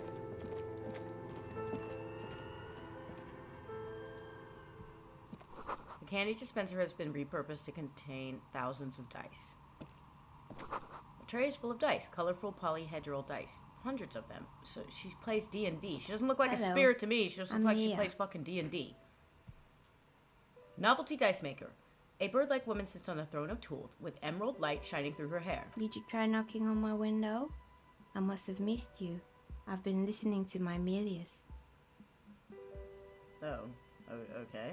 So what kind of die are you looking for? Could this be the malicious entity? Perhaps it's wise to go along with this masquerade. For she's got a direct view to the backyard. You should interrogate her about the lynching. It's obviously a spirit, can't you see? Okay, fine. You're right, Seti. Hold on. What do you mean by, yeah? Yes, Amelia is like a call-in station. You need a two-way radio to access one. That's why I have these. Okay. Mostly, they just teach you to swear in different languages. But some of the stations can be quite interesting. I was so absorbed, I must have missed you knocking.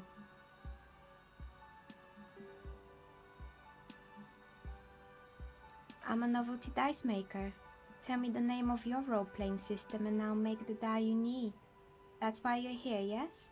As she speaks, her Yeah, okay, bone-like so, fingers yeah, it's fiddle just with her D&D. ring. Her bones light, but her hands strong. Sure, I like role-playing games, and I need some dice. Okay. Maybe. I'm not really sure why I'm here, honestly. No, I was looking for something else. Answers. Oh my god, dude, I'm just gonna be a complete jerk. I'm not interested in buying dice for now. I'm a police officer and need to ask some questions. I mean, yes. Of course, I can see that. I just thought you were a police officer looking for dice. How else can I help you then? Welcome back in, Jill. What kind of pizza was it? This person means you, or no one else, absolutely no harm. She will answer freely and honestly.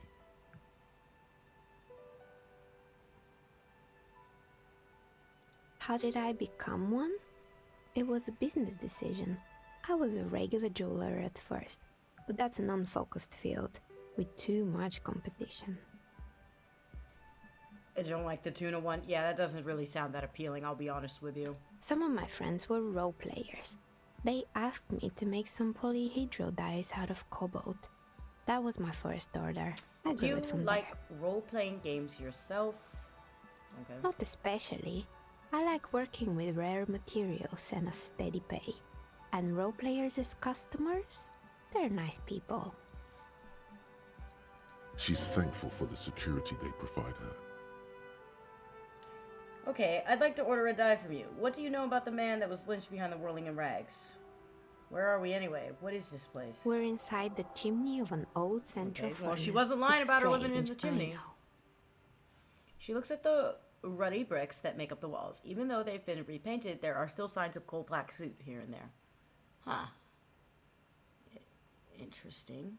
But when I arrived here, all the other rooms were taken, so I had to build myself a makeshift home.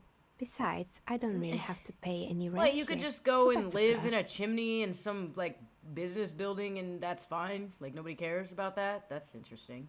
Plaisance was right. There's an entity living in the chimney.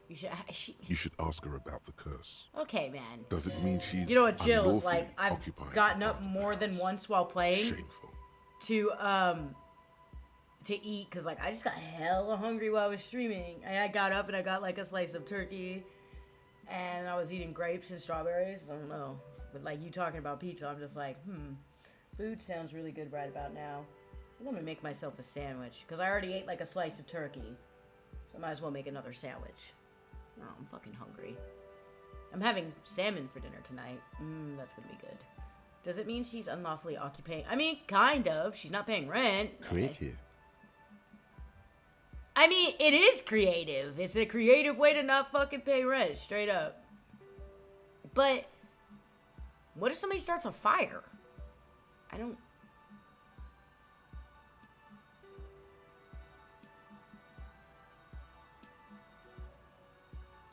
I've heard the stories, but I don't think those stories are true.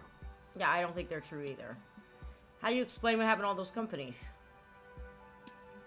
It's just capitalism. Ah! You only hear about Called tales it! of success. So Did it I not doesn't call that? I surprise me, literally right? said, How I'm many pretty businesses sure it's just actually fail? capitalism why all those businesses are failing. It's not a fucking curse. Like, the curse is just capitalism. Plaisance is the one who sent me. Plaisance, the bookshop lady? I've heard that her business is doing rather well. Have the energy spared her her? somehow? Semini's trinkets protecting her against the curse. Actually, the bookstore isn't doing that well. There are hardly any customers, and she has to exploit her own daughter to keep the company going. The curse is just biding its time. Yeah, I mean, 2 is actually true. I don't know why the bookstore hasn't gone bankrupt yet. That's why I'm here to investigate. I mean, 2. Oh, right. But it's not just the bookstore that's still up and running. What about the whirling in rags? Some people say it's part the of the thing building about complex. Food, Jill, is that I don't know how to explain this. Me and Josh were talking about it, and he sent this article about, like, people with ADHD and how they're never satisfied. Like, they feel this gnawing, like, need to be satisfied all the time, right? And the thing is that I can relate with that. And like, I smoked cigarettes for like 20 years or close to 20 years, and then I quit. And that was how I fulfilled that satisfying feeling. Because even though I don't have ADHD, I have schizophrenia, which causes the same thing. There's still an executive dysfunction issue there. And so, like, with me, it's like, food doesn't really feel filling. It's just something that I need it for energy, but I never quite feel satisfied or full. So if I eat a snack, I will 100% still be able to eat my salmon, you know? It's a really weird thing. And a lot of Americans and probably people in the Western world have this issue with food because food that is extremely sweet and sugary and delicious is available fucking everywhere, right? Yeah, exactly. Just eating to eat because you want your brain to feel something, right? You want it like when you are wired to not feel pleasure the same as everybody else, it's really depressing. It's because you know that you're not getting satisfaction out of anything. And like, I was able to smoke cigarettes for about almost 20 years to cover it up. But once I quit smoking cigarettes, like, I literally was like, I never feel fucking satisfied, you guys. Like, even food I love. Like, you know, when I have my cheat days and I'll eat like a burger and fries. Which, by the way, funny enough, the most popular cheat meal in America is burger and fries. Of course, you know what I mean?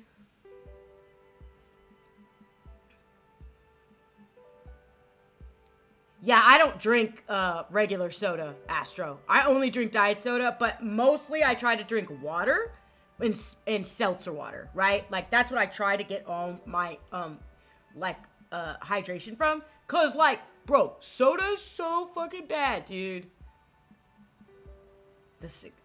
Yeah, I don't eat anything with corn syrup in it, though.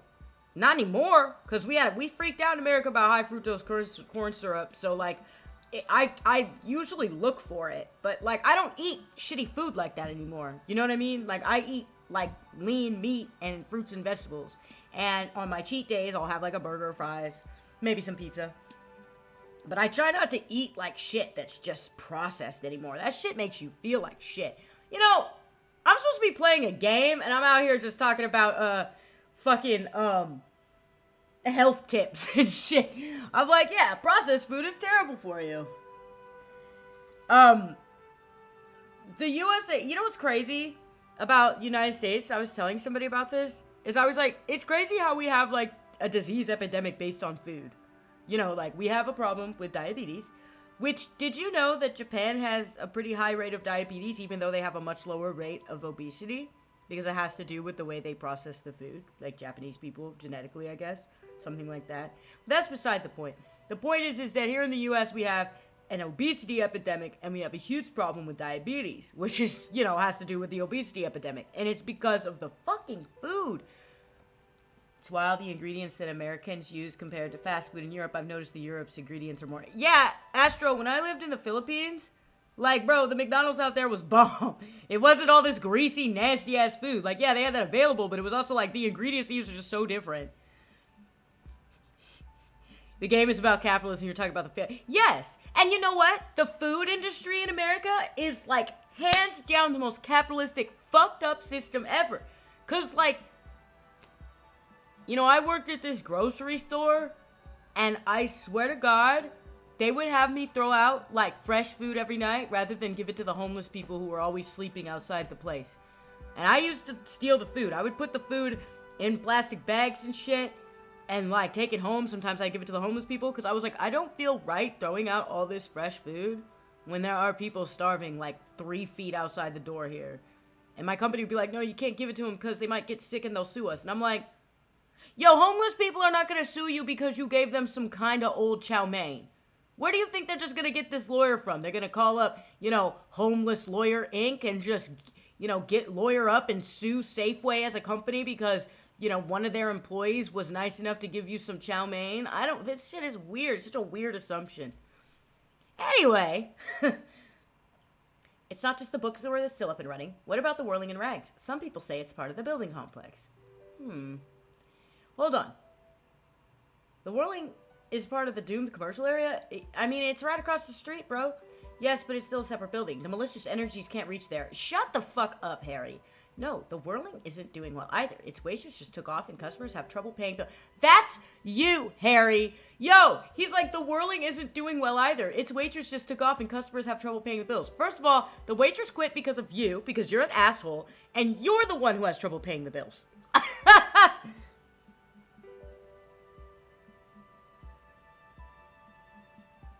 A lot of American food is straight up... Yeah, a lot of the ingredients we put in our food is illegal there. Absolutely.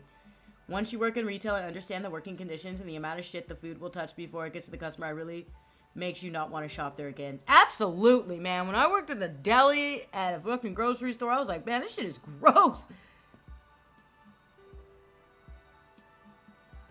American bread has to be categorized as... Yeah, me and Josh buy, like, the lean... Oro wheat bread that's like lean slice. It's like thin slice, so it's only 70 calories a slice. Because if we just got regular bread, shit is just full of sugar. Well, Snowy, we have a bread restaurant person here, so Snowy has definitely brought up bread, because Snowy's German, and they were saying Germans love bread. Alright. You're right, the Whirling doesn't really look like it's cursed. I mean, it doesn't. The curse is you, Harry. And then there is me. Kinds of tools lie there scattered from knives to carving files to wire I've been here for 14 years, selling novelty dice to role-playing enthusiasts. Not exactly a million-real business idea, yet somehow I've survived despite the talk of malicious energies. Strange, isn't it? So basically, Seti, what me and Josh do, because we try to be healthy, is we have to buy like low sugar stuff. We have to buy like protein. Like if we want something sweet, we get like a protein donut or protein bites, right? We have to buy fruits and vegetables to supplement like any sweet tooth we have. Like food is such a hugely conscious thing for us because everything is full of sugar and ingredients that will fuck you up. You know, and I want to hit my macros every day. I want to hit my carbs, my protein, and my fat every day. Wouldn't mind being a bread taster. You remember that movie, Scott Pilgrim, where he said he loves bread? And she's like, bread makes you fat. He's like, bread makes you fat? It's like, American bread absolutely makes you fat. This morning I ate a sandwich, and I worked out, and I burned off the carbs during my workout. So that was nice. I actually had more energy, so now I'm like, I'm definitely going to eat carbs before my workout. Because, like, I had a lot more energy during my workout. Yeah, it's so much effort. Like, me and Josh, we have to buy, like, fruits and vegetables. We have to read the back of everything. We have to look at everything. Because everything is full of sugar and processed shit and all this stuff that is just not good for you, right? So, I mean, a lot of time, we eat, like, salmon a couple of nights a week. Josh likes steak, but, you know, I try not to eat too much red meat. But it's like literally getting lean steak, grass-fed beef, and salmon or cod, you know, is like the healthiest fucking choice we have. That's it. Cheap food is subsidized by tax breaks to corn growers, so it's full of corn syrup. The human body is programmed to prefer sugars over the nutrients because it takes least... Yeah, exactly. It's just easier to just get really obese here and to feel like a lot of shit here because of like what's in our food. Alright, place that thinks it's because you're the source of it. It's because you're competent and dedicated to your craft. The curse doesn't affect people like you. The curse will get to you. Have no doubt about it. It just doesn't care about earthly time frames. I'll be the first to admit that there are many inconsistencies in the so-called curse. It is not curse. It is capitalism, like she said. It is not a curse, y'all. I'll be the first to admit there are inconsistencies in the so-called curse. Just doesn't care about earthly time frames. Bro, what the fuck?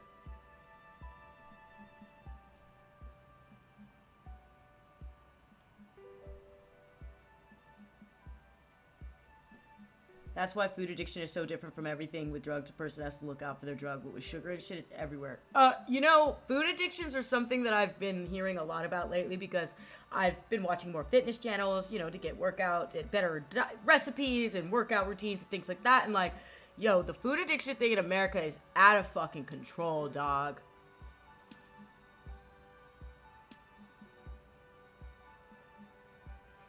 I mean, yeah, Astro, you know what, intermittent fasting doesn't work for me. Like, I've tried it, and it just doesn't work, but good luck to you, because it is a healthy thing to do. People think it's, like, bad, but, like, no, it's healthy to do that, as long as you're not, like, starving yourself, right? But, like, with me, with, like, food, it's, like, you just don't know how many calories and sugar you're consuming. You could just mindlessly consume 1,000 calories before 10 a.m., because American breakfast is just terrible for you. Pancakes and butter and sugar and carbs and everything.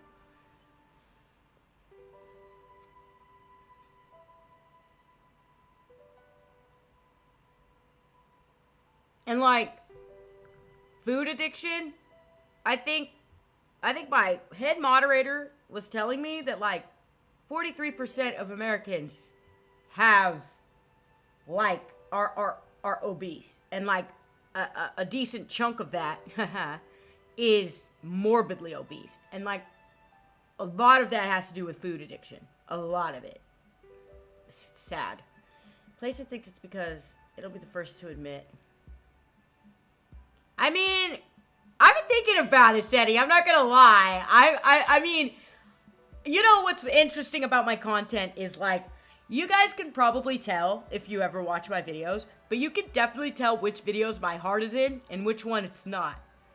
And, like, I've been thinking about just, I feel like there's this missing market. And I don't want to call it a market, because I don't think it's a market. But when I watch a lot of fitness channels and I watch a lot of stuff about getting healthy, it's a lot of males. It's like dominated by a lot of males. And I'm going to be honest with you, bro. They all seem like they're roided out. They're all angry and like, you got to get up and get to the gym every day. And I'm just like, yo, can you calm the fuck down? Okay. And all that stuff is linked. Also, they talk a lot about self-improvement. Now, I don't know maybe if it's just me, but I've noticed a severe lack of self-improvement content for young women, unless it's about, oh, get skinny, get the perfect waist, how to make money, how to blah, blah, blah, how to date the perfect man. And I'm like, how come there's no, like, self-improvement content that just teaches young women to be, like, how to deal with their insecurities, how to deal with their problems in dating, how to deal with whatever? I feel like that needs to be there. I don't know. I don't know.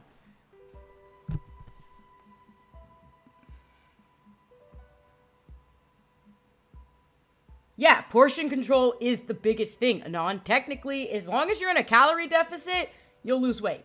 Technically, you could eat McDonald's and go into a calorie deficit. It's not the healthiest, but if you're in a calorie deficit, you will lose weight. That's how it works. There is no way around it. Calorie deficit, that's how you lose weight. So portion control makes it easier.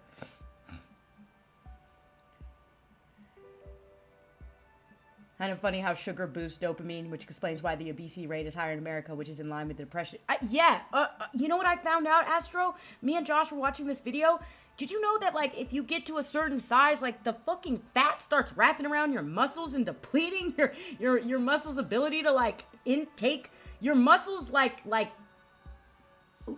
not having strong muscles is one of the reasons why people get diabetes. I didn't know this. So it's just a really interesting thing that I didn't know. Like, if you don't work out and you don't work your muscles, like, you will have a lot more fucking health problems than you think. I did not know this stuff, right? So, yeah, I'm trying. That's why I try to work out every day, because I'm like, you know what? It may take a long time, but I need my muscle mass to get up. And I'm starting to get, like, hard.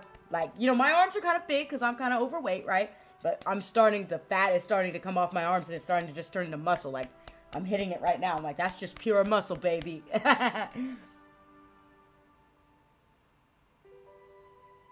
It's gotten to the point where I've tightened my lounge around the house shorts and they still fall off my ass. Yeah, because portion control is a huge thing with losing weight. We have been in this basement talking to this quote-unquote curse for like 30 minutes. Let's just move on. We're talking about fitness and food and shit. All right. I'm going to be reasonable. I was just about to ask, what do you think? Do you think the curse is real? Do you think the curse is real? So for me, Anon, when I weigh myself, it's like discouraging because I don't really lose that much weight because I'm gaining muscle. But I'm definitely getting like physically smaller. So yeah. The jig is up. The she-demon knows you've uncovered. No, she's not a fucking demon. Oh my god. Time has come to face the source. Fear not, for the forces of the universe are supporting you in this psychic quest. I think it still might be you that's causing this. I'm starting to see that there is no curse, only business decisions and natural market fluctuations. Honestly, I'm still not sure. This world is a puzzling place. No, it's too. Exactly. Truth is always so disappointingly mundane and boring. I was watching this TV show where she was like, most conspiracy theories are just capitalism. And I was like, right?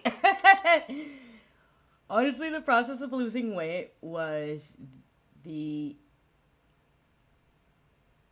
Hold on. I don't know why I can't see that. My fucking... was the best part of working out every day and was a huge motivator. The muscle was just a side project. To be honest, there's this weird idea that you shouldn't be focused on weight loss when you try to get healthy, right? And I'm like, no.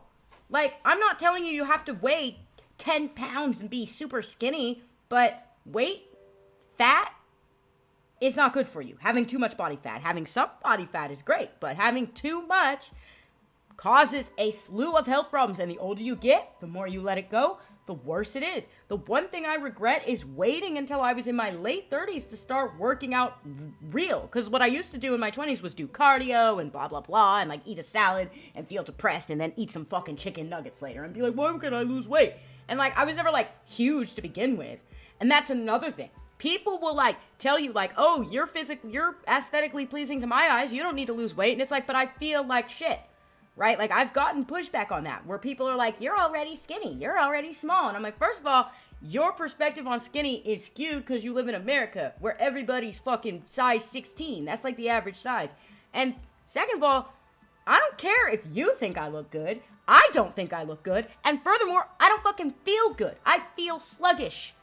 So it's like I'm trying to work out to lose weight and to be healthy. Like, why are you mad at me? Like, I don't get it. Oh shit, Arthur's here. Arthur comes in while we have been stuck on this conversation in the room for like 30 minutes because I can't stop talking about fitness and food. I'm munching on German brand chocolate I haven't seen in the US outside of a specialty store. The package had the word new on the corner, and I found it in a mainstream store.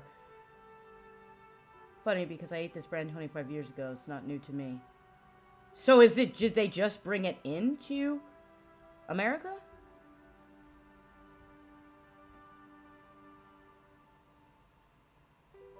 But I'm glad we got this sorted out. Anything else I can help you with today? Plaisance is not going to like what you have to tell her. How did you become a dice maker? Okay, I'd like to offer it. What do you know about the man? Yeah, I mean, look, I just want to ask you about the lynching that happened outside your window. Nothing really. I didn't know him. The lieutenant looks at his notebook, then the woman under the large window. Oh, yeah. Oh, yeah. I'd gain so much weight if I went to Germany. Because Germans have pretty good food, honestly, from what I've seen. They're mass selling in the USA. I'm very interested in food. Well, basically, Arthur, what I was talking about was how bad the food in America is. And, 43% of our population is obese. And I think like 1/3 of that is morbidly obese because there's so much sugar in everything that we eat, right? So that's a depressing conversation, but that's what we were talking about. Your window looks directly onto the courtyard. You're saying you didn't see or hear anything unusual last Sunday evening? I'm sorry, detective, but as you know, I usually have my headphones on when I'm working. It shuts out most of the daily ruckus behind my window. And you never took your eyes off the work to look out of the window. Do you often work Sunday nights? I see. Her window directly overlooks where the crime happened. This is a little... You saw nothing? I don't know about that. That's a little weird. My detective instincts are kicking in. The brand is Kinder. Oh, Kinder! I remember that. Well, they used to be illegal here because kids were choking on it.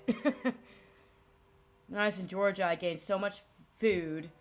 And yet Georgians are really healthy. Literally how? Their food is way too good. Probably because the ingredients they put in it. Seti? It's the ingredients. Like, you can make food taste fucking delicious and it doesn't have to be unhealthy. For reals.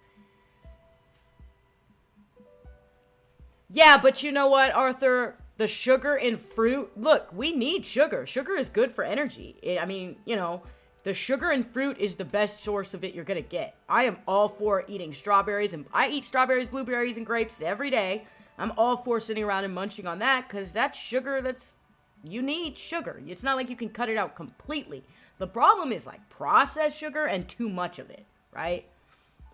I know what you meant. You gained so much weight. Because it really is what you eat, but I wonder if they have smaller portions there, too, Seti. I wonder. Because what you eat really does play a role in losing weight and keeping it off. Usually I have my headphones on when I'm working. It shuts out. Okay, like this. No, you saw what happened. You guys notice I'm shining my flashlight in her face like super rudely? Like, it just boom. You never took your eyes off the work?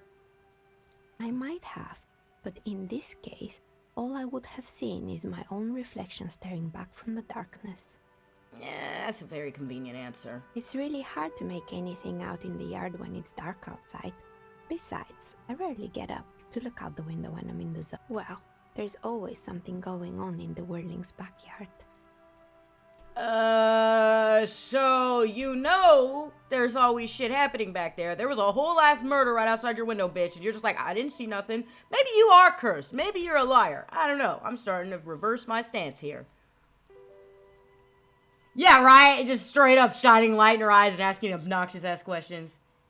That owns a classic American food. His secret ingredient to make people want to come back for his food is butter. Lots and lots of... Yeah, butter is addictive. Yeah, a little is okay, but then there's me who will eat like 5 pallets of strawberry. Okay, yeah, that's a lot. That's a much. What I do is I weigh mine out. And I know that sounds weird, but I weigh out like a cup of strawberries, a cup of blueberries, a cup of grapes, and I just snack on it throughout the day, you know? The reason why the dark chocolate myth of being healthier than milk chocolate was due to the fact that the study was condensed to a smaller group. I honestly don't think... Yeah, I never really... I thought chocolate is chocolate, man. Like, I don't think dark chocolate is healthier. Like, it's got the same fucking processed sugar in it. You know what I mean? During daytime, there are usually those kids. And lately, I've been seeing a lot of drunk workers hanging about. Okay, first of Mostly all... because of the strike. Look, lady, I don't trust you. She's like, I've been seeing a lot of drunk workers hanging about. Bitch, those fucking workers you're talking about happen to hang somebody in the backyard, right outside your window. She's starting to look real suspicious to me right about now. She does, well, what the fuck? That's some real interesting words she chose.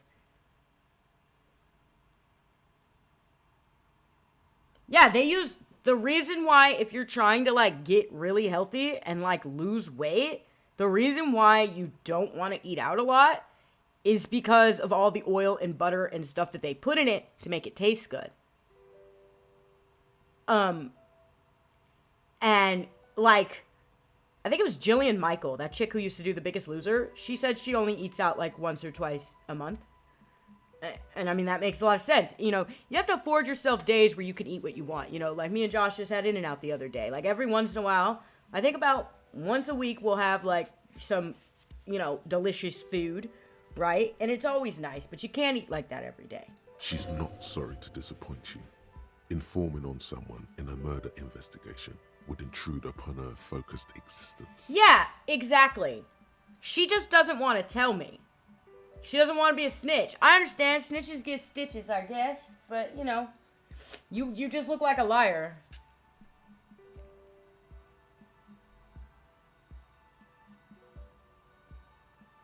Ugh. Lard. Ugh, yeah, that's fucking gross, man. But I never saw anyone during that fateful Sunday night, I'm afraid.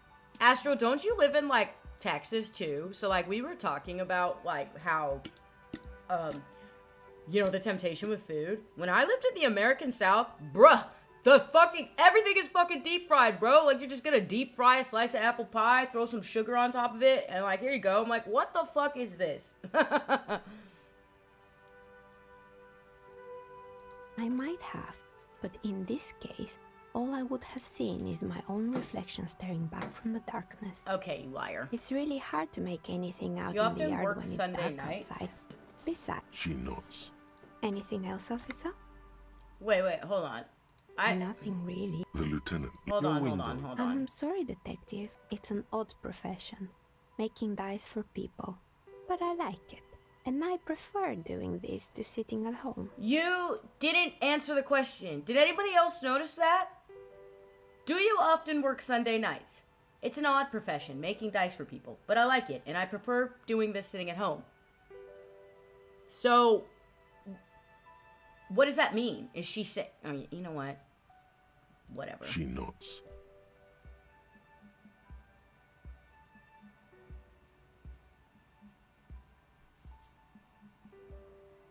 Did any of you watch the old Johnny Bravo? Yeah, I used to love Johnny Bravo. It had a Scooby-Doo crossover where Fred and Daphne are implied to shag in the haunted bedroom. Oh. I would, however, recommend deep fried. Yeah, deep fried pineapple sounds good. Food is our way of life. Yeah, that's what I'm saying. The American South loves food, man. And that's where our biggest obesity problem is in America. Deep fried pineapple sounds good, though. I love pineapple personally. That's like my favorite fruit. So deep fried pineapple sounds good. I think what it is, Seti, she's very suspicious, but I think what it is that she doesn't want to snitch. I think, like, this town, they've mentioned this before, people in this town don't like cops, so I think she just doesn't want to snitch. Anything else, officer? Do you know what happened to the other tenants? More or less. Are you interested in anyone specific? Rats scuttle in the dark rooms under the abandoned blow dryers and dusty mannequins. Cobwebs cover rotors and radio computers alike. So much failure. Okay, yeah, like, okay. Yes, I think it was called Androgynous Orlando or something Some similar. people eat to live, They others live weren't to a big eat. hit Yep. around here. I think Turns it's... out that working class men don't like our- genderless haircuts.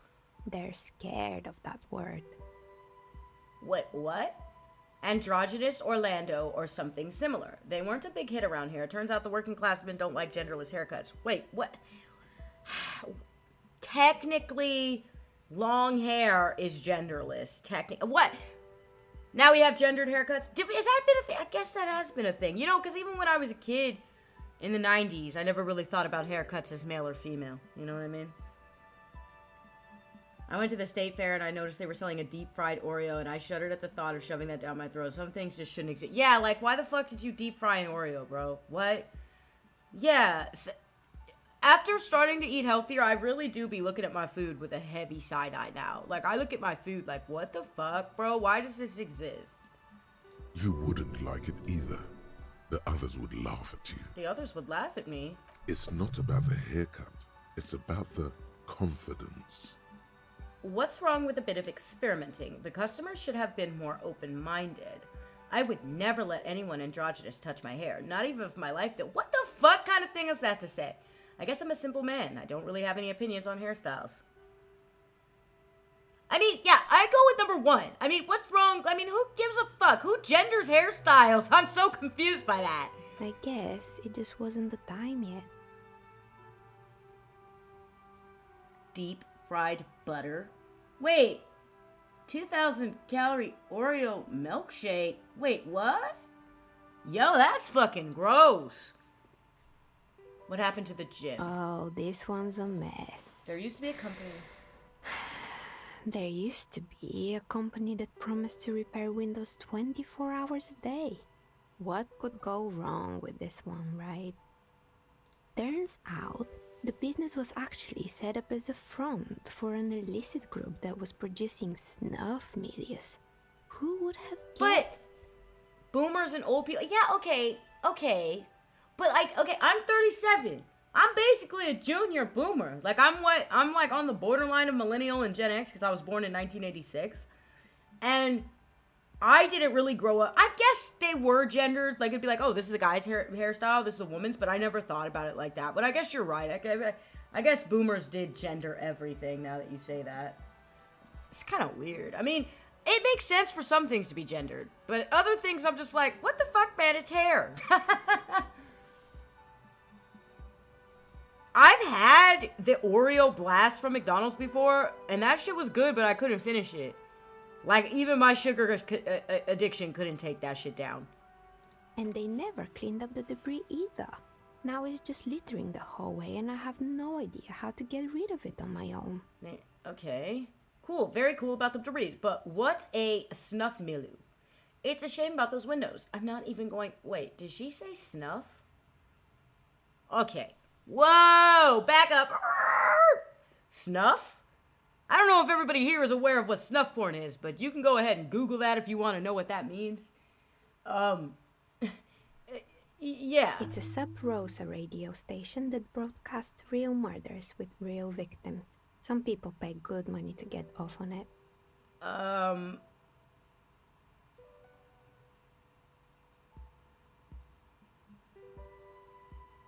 Yo, like, my brain just, like, shut off for a second, dog. Like, my brain just heard that and was like...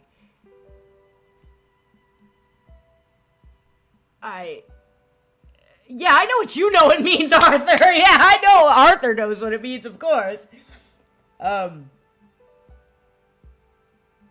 Sorry, my brain just kind of broke when I read that. Like, I need a minute to process this, because the thing is that there are real people in this world who get off to this type of shit, so this isn't fiction anymore. You know what I mean?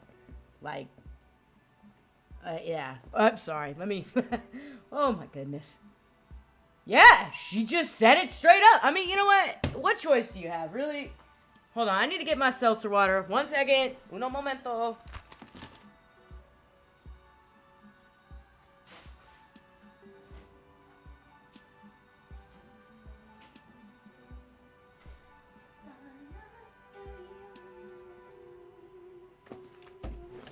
Alright, so... Fucking head set on. Yeah, right. It's right, you're right. Any, like Jill said the other day, any horrors you can imagine, humans have probably done. So it's just like, yeah. Fuck. Oh, guess what, you guys? I'm getting my capture card on Friday, so I'm gonna start my Nier Automata stream on Saturday. I'm gonna restart it back up. And it won't have shitty audio quality. I'll be able to use my microphone, and I'm gonna be using a capture card, so it should stream in 4K. Let's just hope everything goes right, because it's my favorite game ever made, and I'd really like you guys to fucking see it.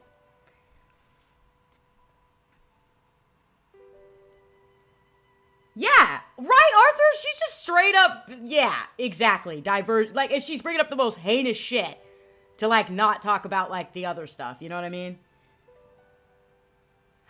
What does she mean to get off on it? Sir, you know what she means, brain.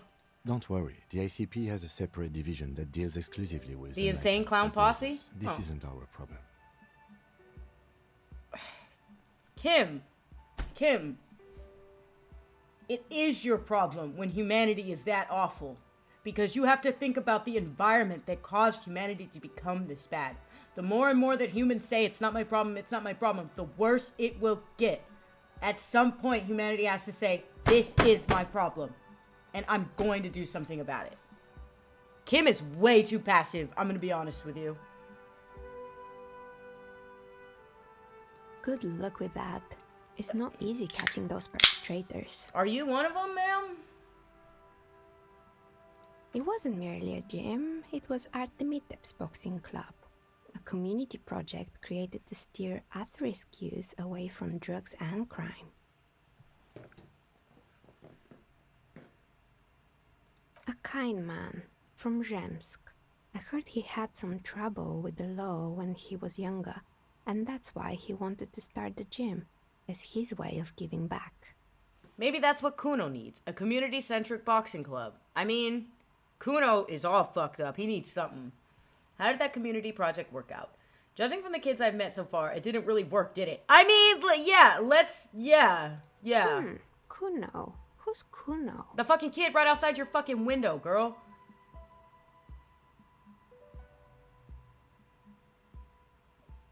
A little ginger gremlin who likes to defile dead bodies? I mean...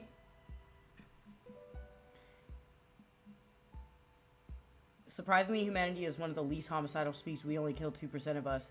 Meerkats kill 20% of themselves. I mean, yeah. Well, we have a consciousness to question our instincts, so yeah. Someone has to deal with the furry vor fanatics. But I'm not gonna get ate by hungry hippos. Jesus Christ, Arthur. Oh, Jesus. I mean, it is true. Also, the biggest killer of humans are mosquitoes. Did you guys know that? Mosquitoes carry all kinds of diseases, and they kill us more than we kill each other by a huge margin. Who's Kuno? He's sort of the king around here. He is a child who smokes meth. He's a little ginger. Who is Kuno? Your guess is as good as mine. Oh yes, you mean the kid with the sailor's mouth. Yes, I've heard him yelling profanities in the backyard. I think it would take more than a gym to help that kid. How did the community project work out?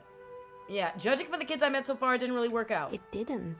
If anything, it made the youth situation in Martinez even worse. At some point, someone started a rumor that the punching bag downstairs was full of amphetamines. Okay, so what I'm getting here is a lot of these businesses were corrupt. You should have known it. Okay, is anybody else getting the extremely overly overt message that you cannot live morally or ethically under capitalism? Because the game is laying it on as thick as motherfucking peanut butter, bro. Like, goddamn.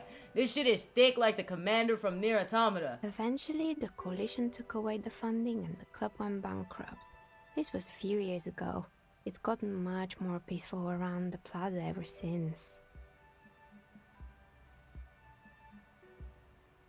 Did someone here make stuffed animals? I saw mounts lying around. You mean Mr. Fabron, the taxidermist? No, He mostly just did drugs. What did I just say? Every one of these businesses has some kind of tragic story. But what drugs? I need to know what drugs he was on for my police report. No, you don't. Okay, well, let's He find got out. high on some weird Okay, I got experience taxidermy point. chemicals. I wouldn't recommend it to anyone. Eventually, they caused him to lose control of his bladder. The smell was awful. What? Okay, alright. You know what? This game, I'm like... Okay, so this dude was down here just drinking taxidermy chemicals? Huh? And then he was just pissing himself? Alright. Okay. Even you can probably do better than Yes, that. I can. Leave me alone. You can almost see it. A small, sickly old man, hunched behind his work desk, his pants stained with old piss, stuffing a sad, stiff-legged raccoon dog. The entire scene looks tragic. That is extremely tragic. What the hell, man?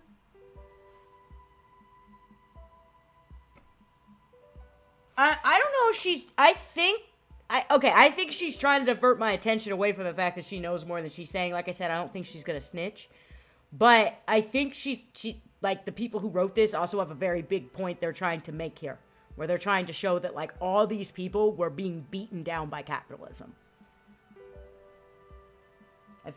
Drugs are flooding this poor part of the city, keeping them poor by redirecting their money away from something useful. That's what I'm saying. That's what I'm saying.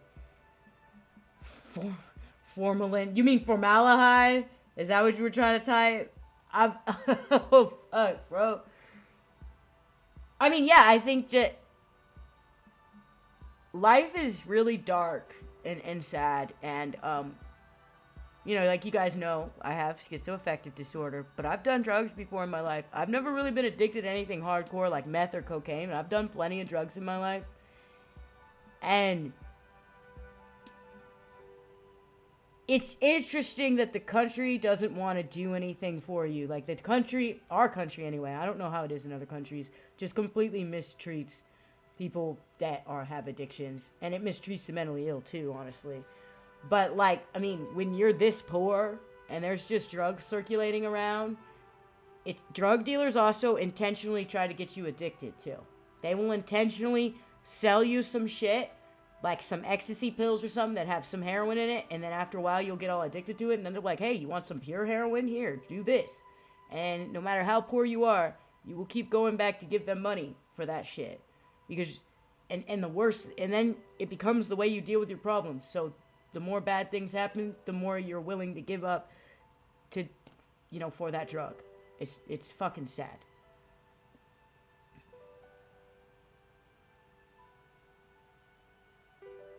Yeah, I was gonna say that, oh my god, Seti, that's... Yeah, that's sad. Jesus Christ, man. The world is a fucked up place. You know that, you guys? Alright, let's move. I found creepy mannequins. There used to be a fashion atelier here, but I have forgotten the head designer's name. They were doing well for a couple of years, until the insect rights activists came.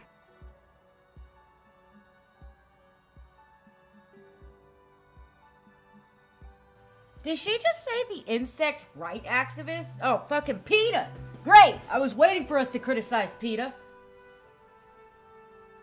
I didn't know insects had any rights. Oh, man. I mean, I don't like killing insects, but bro, like... I don't know what to tell you, man. I'm a speciesist. I prefer my own species over other species. And, like, bro, if it's between me and the fucking spider, that spider's gotta go, bro. I'm sorry. Mm-hmm. The atelier produced a certain collection that used chitin among the materials. Apparently chitin is made in the Occident, where it's extracted from beetle wings.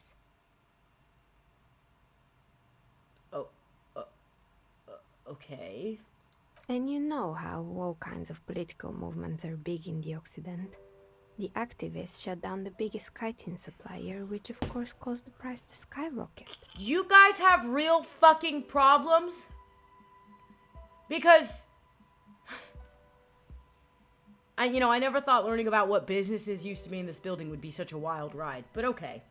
And, naturally, all the most fashionable tastemakers refused to be seen in chitin from then on. The atelier went bankrupt before they could finish the collection. I'm glad that somebody took care of the little guys. I like insects. Okay, yeah. Act like we didn't just put a bunch of locusts in a cage for the phasmid to get.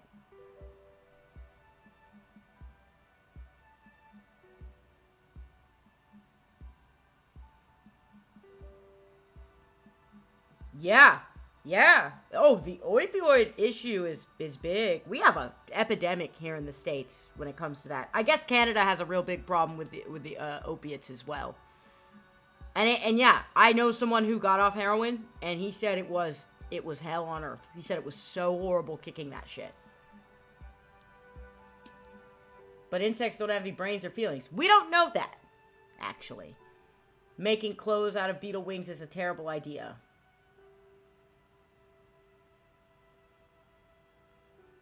Why do I always have to commit to some stupid answer to all this shit? Why? Why can't I just say nothing?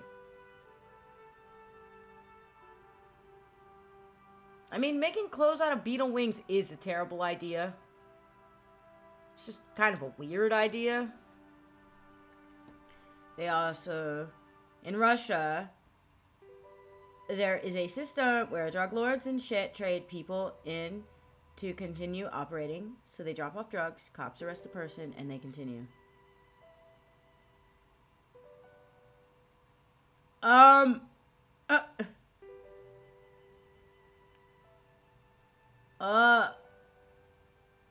Wow, SETI. I mean, they sound about as corrupt as the cops in America, but I actually heard that Russian cops are actually quite corrupt. So, you know.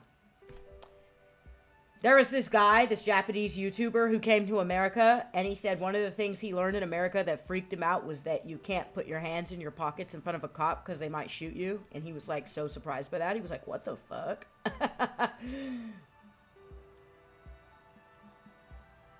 I'm gonna go with 3. At least it had some spark to it. Most young designers just combine lace with leather and call it original. She shifts her simple workwear shirt. Okay. As she shifts around, you notice several dead flies on the windowsill in front of her. Legs up. They're not moving. Anything else? So you're a fucking insect murderer, ma'am? We're booking you. We're taking you downtown. Let's go. What's with the rotor blades and skis? What rotor blades and skis? I didn't even notice that shit. They were made by a company called Slipstream. After they pivoted from making I mean, blades to yeah, skis, Arthur. their chief executive took off on a vacation with all their money. Ah, so they are. So it's a corruption in a different way. Yeah, American cops have had American cops have had a free pass to beat the living shit out of anybody. You know, like if you actually look at the statistics with police brutality, it's pretty daunting because even if you delete all the instances of police brutality against like minorities in this country, we still have a huge problem of them just literally beating the fuck out of anybody they want to. White, black, yellow, doesn't matter what color they are. I've seen so many videos of our cops just doing crazy shit. The statistics are outrageous. The things that cops will shoot you over and beat you over are so outrageous. I cannot understand why we have a system where it's like, just do what the cop says. Like, a motherfucker will get beat down in the street because they didn't pull over on time. Or because they didn't, like, I don't know, have their ID or something on them, right? Or if they ran. Which, by the way, you probably shouldn't be shooting people just because they ran, right? And we actually have people in this country that will be like, well, they should have just complied. And I'm like, do you think not complying should result in their fucking execution in the streets? Because I don't. Honestly, I think it's quite funny. I think he's still sending out holiday transmissions from Tulula or Tumotiri or Hashtkor or wherever he is.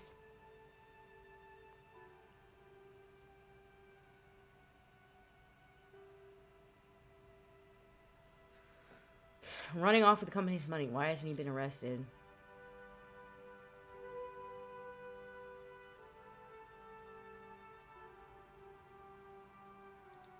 The usual, I imagine. That he's been thinking up all kinds of new business plans and can't wait to get started on them just as soon as he returns. Men like that are a curse. Haha, Kim coming in with true facts, though. Sure, but Slipstream is history now. All their remaining assets got seized by the bailiffs in 47. I have no idea why those skis and blades are still lying around in the house. Not much use now, I guess. Maybe you could make a sword out of one. No, wait. Forget it. It would take Why do too I want to make a long. fucking sword? What? I found a strange machine.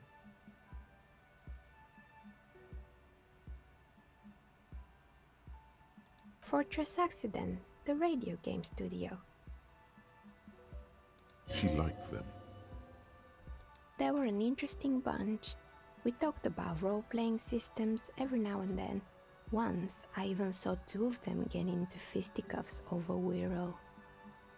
They certainly took their work very seriously, even if they seemed to be chronically liberal with their schedules. What do you mean liberal? Yeah. The usual. They ran out of money and couldn't get the project done on time. Interesting. Well, I did hear them talking at times. They seemed to believe they were historical individuals on some grand quest. From what I've seen so far, the project did look quite impressive. Really, they must have been on a gigantic ego trip.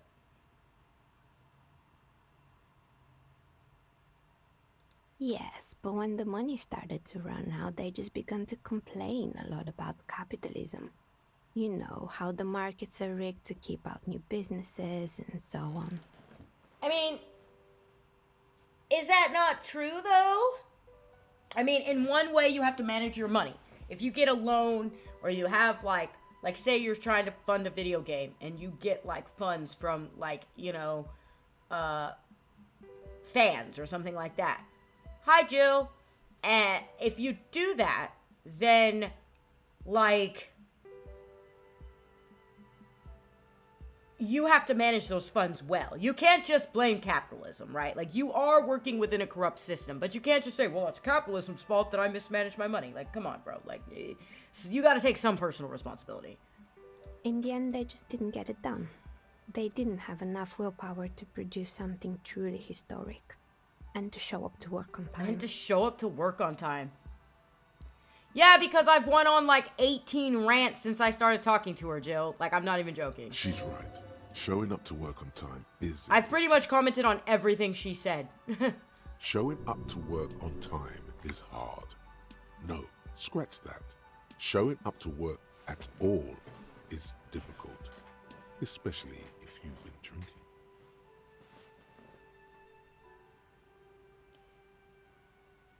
That's too bad. I would have supported them. The project looked great. You're right. They should have just tried harder. They had everything. I mean, I don't... That's such a definitive answer there. Not the wisest decision. You would have lost all your savings. The result is 1 on a 20-sided die. Huh. The dice is black and filled with little silvery flakes, like snowfall. Anything else? There used to be a hair salon here, right? Terrifying taxidermy. I'm pretty sure that taxidermy bear was a refrigerator, but okay. Oh boy, the fabled Revo Show ICT. You're in for a treat here.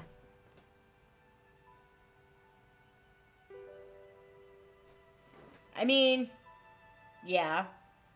Oh, I can understand that, Jill. I mean, getting up and showing, like, if you don't like something, you're not gonna want to get up to go do it, right? Like, that's just off top.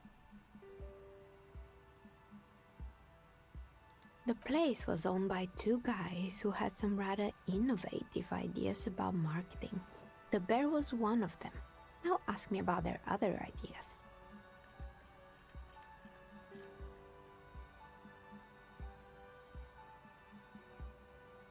The place was owned by two guys with some rather innovative ideas about marketing. Alright, what about the other ideas? There was really just one. And it involved picking out The prettiest Columbo girls option? in the I mean, I am a neighborhood and paying detective. them 20 cents per hour to man the booth. Picking out the prettiest girls in the neighborhood and paying them 20 cents per hour to man the booth? What? And by man the booth, I mean slump behind the counter with a face that could maim you if you ever dared to disturb their bored magazine browsing. They made 20 cents an hour. I do not fucking blame them for being fucking bored and angry.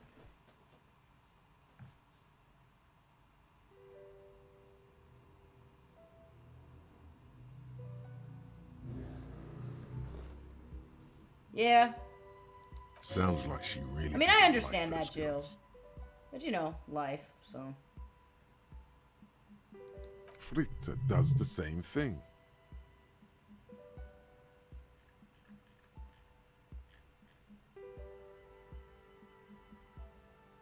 Yeah, I guess so.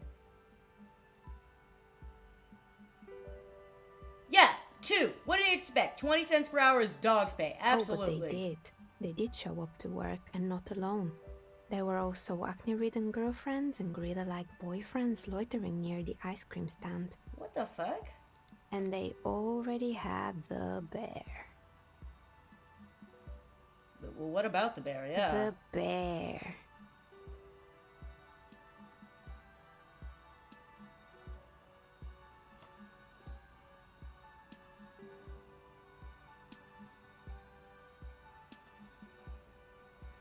You can make more under the table. Arthur, get out. I just realized what you meant by that. It took me a second because I was like, oh yeah, getting paid under the table. Then I bet, oh no, he means an actual fucking table. Of course not. The bear was terrifying. No one wants ice cream guarded by a hostile apex predator. To make matters worse, the fridge didn't work too well either, and half the ice cream came out malformed and partially melted. She could be trying to give me hints that I need for later, SETI. That's also possible. You know how a lot of writing in games are, where they try to give you hints for the things that you should know. Or maybe she's just talking shit without being an outright shit talker. You never know. Correct both ways. God, Arthur. Eventually, Ravishore Ice City lost the price war to its rival, Glacé 5000. Glacé 5000 sold caramel sundaes for only 5 cents a piece, out of regular fridges. Yeah, man, didn't I tell you the story about how I read an article that was talking about bears out in the wild had been observed giving themselves blowjobs? So I told my friend that. I was like, bro, they observed bears giving themselves blowjobs. And so my friend Googled bear blowjob to look up the article, and he immediately dropped his phone. Because he didn't realize what the slang of bear means, by the way. He was like, oh god. I was like, yeah, dude, why did you type that? Like, I'll just send you the link to the article.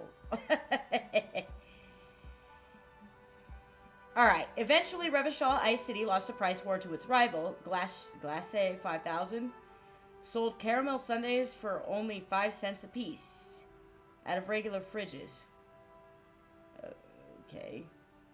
It's the market doing its job. I'm sure the bear was doing its best. The bear was scary. Every time I saw that bear, I felt scared. Like, it could come alive at any moment. I mean, honest, that shit was scary. The taxidermist who made it said it was his vision beast. He said he met his vision beast while high on desiccants. He called it Megatherion. He had his awakening. Yeah, he had his awakening. Yeah. He was just like, fuck, why did I look that up? Scary, but Megatherion? Megatherion, a mega wild beast. Okay. It's an imaginary beast that guides you through life by telling you to do more drugs, mostly. Okay. What? a wise and noble beast, guiding you toward the land where the streets are paved with drugs.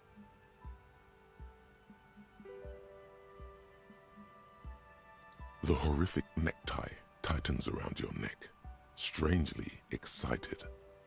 But it doesn't feel particularly fun this time around. Grab your necktie and mumble, not now, you beast. Should I just go full unhinged, you guys? I do drugs. I've got a vision beast myself. Oh my god, dude. Harry, can you be... Look, just be... Yeah, this lady is confusing. So you could either be unhinged about being a drug addict or just act crazy. I'm just gonna act What? crazy. Do you ever feel like your vision beast is trying to blackmail the fun out of you? Yeah, sure. No, officer. I don't have a vision beast. No. Okay, sorry. Normal people don't have vision beasts. Only drug-addled madmen like the taxidermist do. Ma'am, I take offense to that.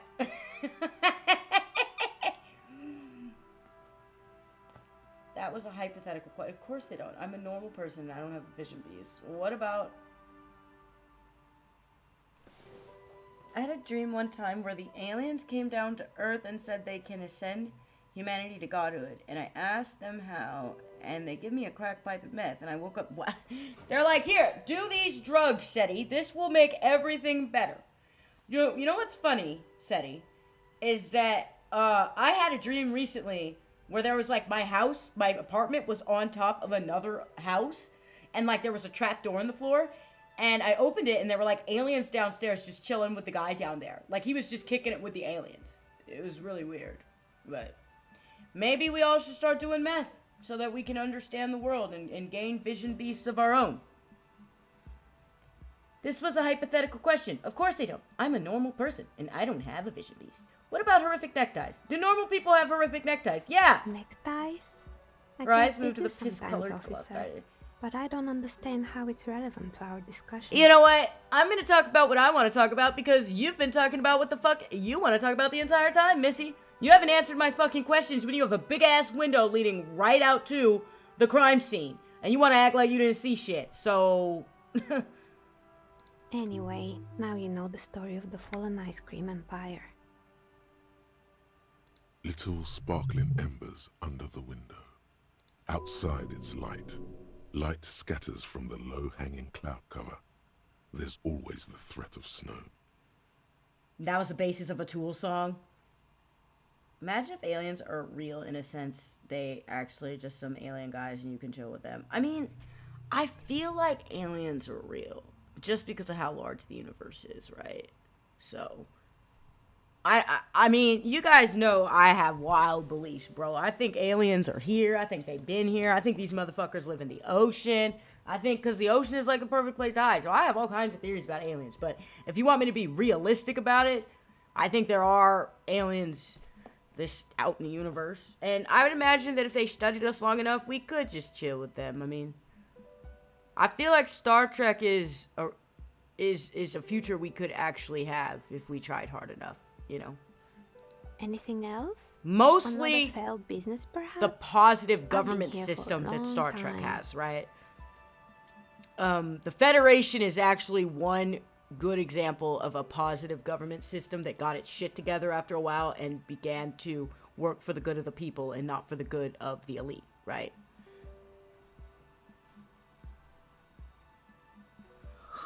Alright, I found the building's intercom, but it's not working. Oh, right. I hope you didn't try to ring me. I did.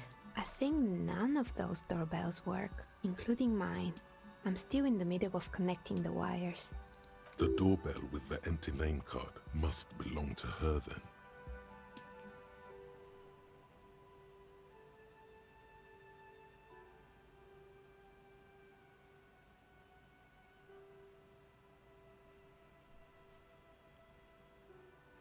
So, I feel like with aliens, it's... I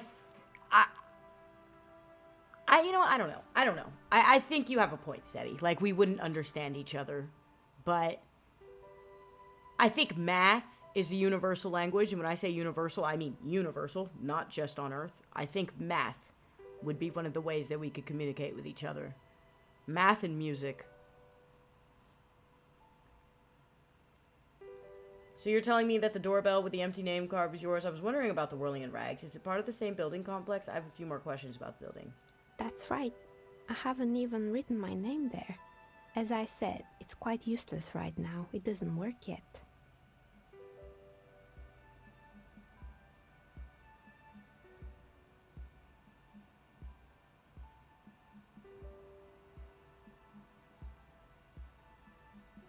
I mean, some people actually think that doing drugs helps you communicate with literal geometric shapes. We were kind of talking about that in the Discord earlier. I was wondering about the Whirling in Rags. Is it part of the same building complex? You could say so. I've been Both questioning houses this were lady for built like at a the good same hour, time you and under guys. the East Delta Commerce Center project.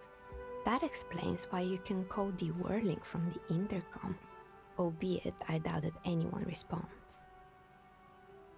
The guy who attacks cars right at the... Right? I mean... Very often, the conspiracy theorists do end up being right about a lot of stuff. I'm gonna be honest with you, so... I said math! Say math! Not meth! I just realized what you meant, math. Like, math is the universal language. Man, imagine if someone's tuned into my stream and they were like, Emelena said meth is the universal language. No, math. Maybe your dream was right all along. Maybe your brain misinterpreted it. It was math is what they meant. Maybe they meant math and music, and somehow your brain was like crack and meth. That's what they said. If the whirling is part of the same building, then it's part of the Doom commercial area. The darkness of this place is there, too. If the whirling is part of the same building, then it's part of the Doom commercial area. The darkness is part of this place, too. So you're telling me that the doorbell... I have a few more questions. Sure, I'm listening. I'm pretty sure it's... Sure, All I'm right. good. I hope it clarified things a bit.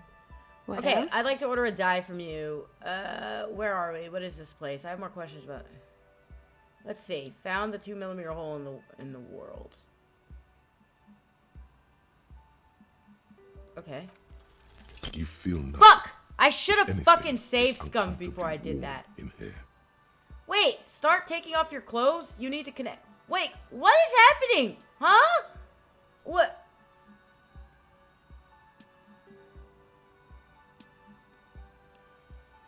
Okay, man. Like, I'm not gonna just start taking off my clothes in public.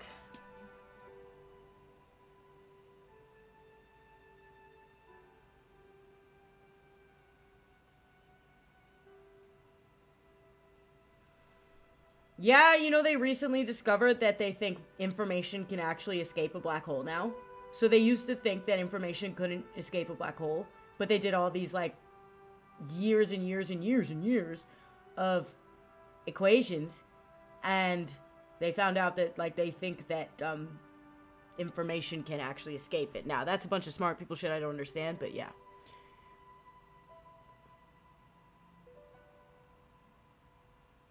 She has begun to idly clean one of her carving tools with a dirty kerchief. Hey, hold on, The hold on. tool's sharp edge shining in the light of the Okay, I desk gotta lamp. level up to get this one. Okay, I'm leaving. I think we're done here. Alright. Oh, wait. Can I order a die? It's you again. Nothing really. The lieutenant, Your window. I'm sorry, detective. she nods. Anything okay, else, hold on, hold officer? on. Of course. Tell me what you have in mind. Do you know the rural untethered setting? I want to die for that. Do you have any cursed dice? Tell me about your most extraordinary die. I'm sorry, I don't actually know what die I want. Just a normal die for me, please. Very regular. I'm looking for something to help with my work. Actually, I need more time to think about it. Do you think... What do you mean by cursed? Socks hide feet, therefore evil. Yeah, a lot of people in my chat would agree with you about that, to be honest. We are very sophisticated and men of culture. We have conversations about feet quite a lot here.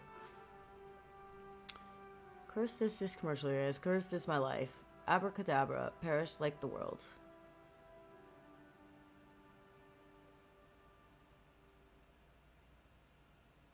Alright, how about I surprise you? Come back in 8 hours with 7 real, and I'll give you your cursed die. Alright, I'm fucking getting cursed die. Let's go. Great, see you in 8 hours then. Was there Yeah, whatever. I'll be back tomorrow because I don't fucking pay attention to schedules. Okay, so we just wasted an hour talking to the dice maker lady about a bunch of failed businesses. This game goes hard, boys. Actually, it was me that wasted the hour. I ranted just about every single thing. Is it possible for me to play this game without fucking running my mouth every 5 minutes? Let's find out. I'm gonna try to be quiet now. Let's go. I already failed, by the way. I just said I'm gonna try to be quiet, and then I said, let's go right after. So, 1 second. That's how far we made it. Alright, plaisance. What have you found? And also, Wiki do buy feet. the books. Do you There may be remember, teachings in them. Arthur, when we told Zero about WikiFeet? I'm pretty sure Zero didn't know WikiFeet was a real thing until it was us. It was a team effort. Absolutely. But, like, I remember I said something about WikiFeet, and Zero was like, what the fuck? It was like, why is that a thing?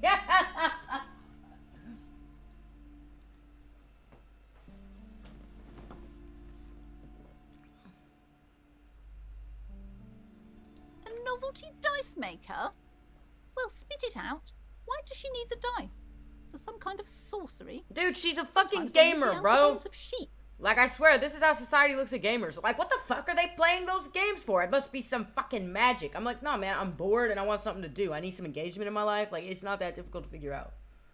She's not a sorceress or some malicious entity. She's a businesswoman like you. No, ma'am. I have felt her aura. She is not the one to blame for this curse. I may be involved. She may be involved, but I don't have a way to question the malignant. Okay, just... I don't understand. If it's not her, then where is How? the source It's of the doom? fucking capitalism, How does she explain Plaisance. the curse? Plaisance. I'm sure he repressed the memory. Yeah, I mean, honestly, bro. She's squeezing on the pendant too tight. A drop of blood in her palm. Ma'am. Just don't say you don't have any answer yet. The uncertainty is killing. I mean, I don't have an answer yet. You want me to fucking lie? You've come this far. You know how to end it. There is an entity behind the entity. She says there is no curse because there are too many inconsistencies. She said it's just capitalism. Bankruptcy is a quirk of our economic system. This is absolutely true. The thing about debt and bankruptcy is that it's not like, oh, that's just what you got to do in extreme cases. It's like very common. In fact, our system is sort of built on you, at least in America, on you having like debt. So the source is in the taxidermist's shop. He became involved in arts darker than taxidermy and brought the void spirits down upon this place. I don't have an answer yet. There are still leads to be followed, like that strange radio computer thing. There is another entity, more malignant, pulling the strings at Martinez. Perhaps in my travels I will cross paths with it. I mean, I'm gonna tell her the truth, bitch. It's capitalism. Like, you're out here tripping on some shit. It's obviously capitalism. Wait, what? The entire economic system is cursed? Bitch! Are you... I mean, yes, in a way. This game is so, like, it's not subtle at all. This is a lot for her to pass. Is it? Is it really? I'm afraid that only world revolution can help you. The system must be cleansed of immigrant labor. Why do I always have these racist options? It's true. We live in a precarious world. Nothing ever turns out right. You need to get used to chaos. What I meant was, I found the source of doom. Forget about the economy thing. Exactly. That's, yeah. Yeah, our system is based on debt.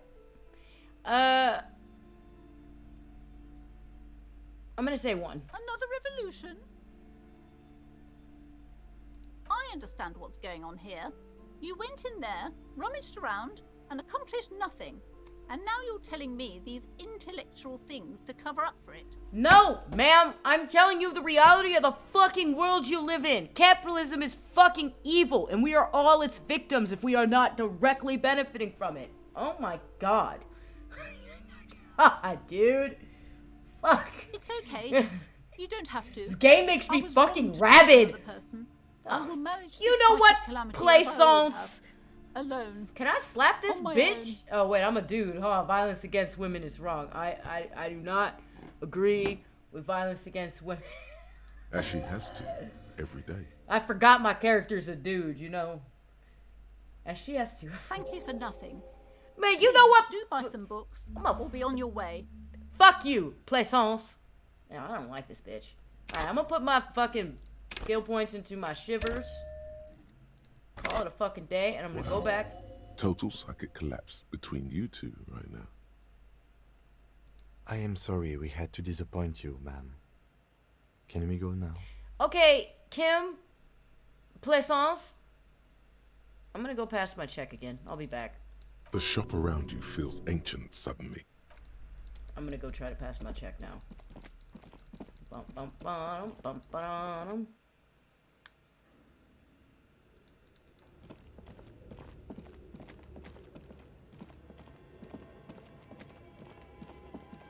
music back here is so fucking creepy, bro.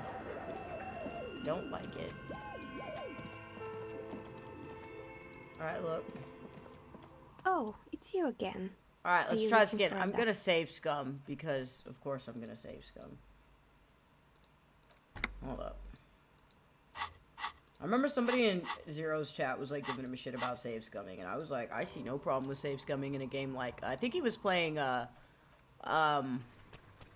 weeb game. That doesn't narrow it down. The AI, Somnium AI game. And like, you know, there's a lot of different routes and choices in that game. It makes sense to save scum. Alright, bitch, Oh, let's pass it's this you check. again. Let's go. Aside from getting naked, What you're do not you sure mean? what else to do. The Look. We're just gonna reload and pretend like that didn't happen.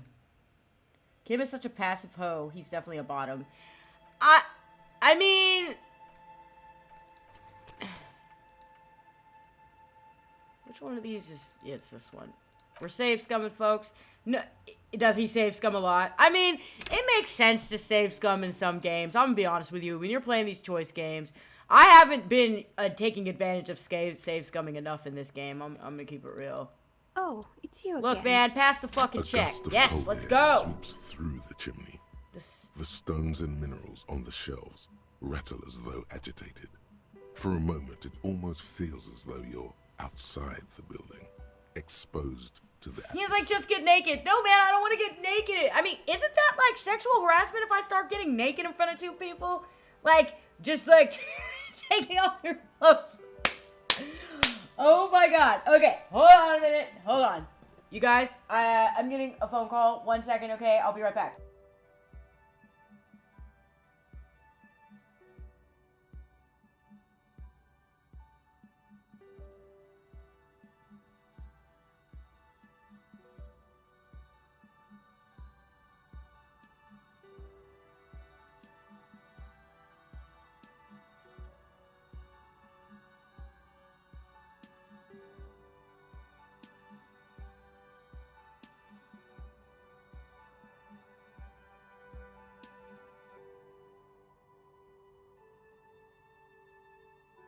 Why the fuck is my chat so degenerate? You guys are like, get naked. Just get naked. Who cares? Just get naked. Like, bro, come on, man. Have some fucking decency. Alright. The curse is real, and I figured out why it's fair.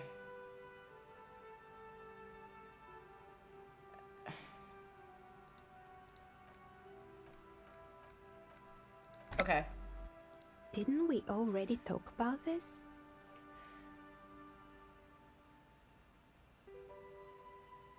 It's because you're not in the same building as the others. This isn't technically... So, I think it's the paling. Is that what he thinks it is? It's the paling? I don't know if you guys saw when I was in the church, but we found this crazy shit in the church that made this, like, wild fucking sound. And it's called, like, the pale. And it's, like, this silence that it sucks up the sound around it. And it was, like, really terrifying. Oh, why do you guys are all degens. You guys are like, get naked, embrace your natural self. Motherfucker, I'm just trying. I love my chat. I love you guys. I love you guys. Okay. What are you talking about? My address is exactly the same. Rue de Saint-Guérin 10.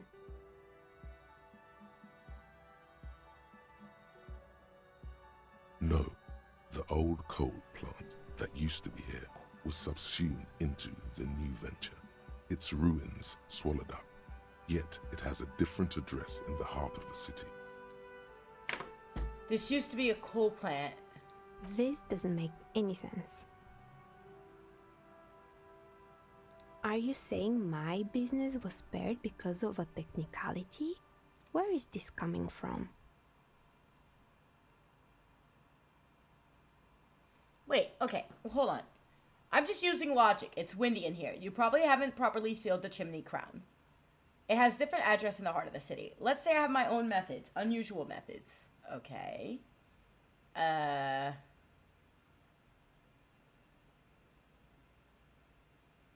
Y'all, I'm confused. I actually don't know what I should say.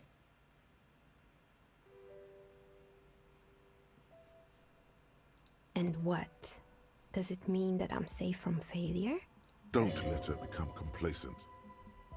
she still needs to ward her soul against the evil forces.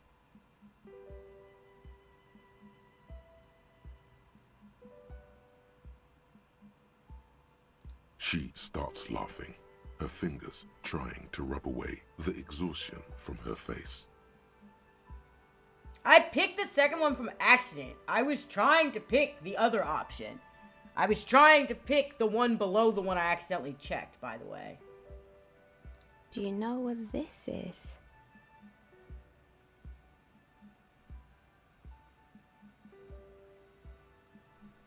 A Seminese ward? Yeah. It's a mourning ring. I made this when my first company failed. It was a small jewelry shop right here in the East Delta Commerce Center, built with the little I inherited from my parents. I drove it into the ground within a year. I didn't have what you would call a viable business plan. See, the curse is real. I bet you didn't run this little jewelry shop from the protective depths of the chimney.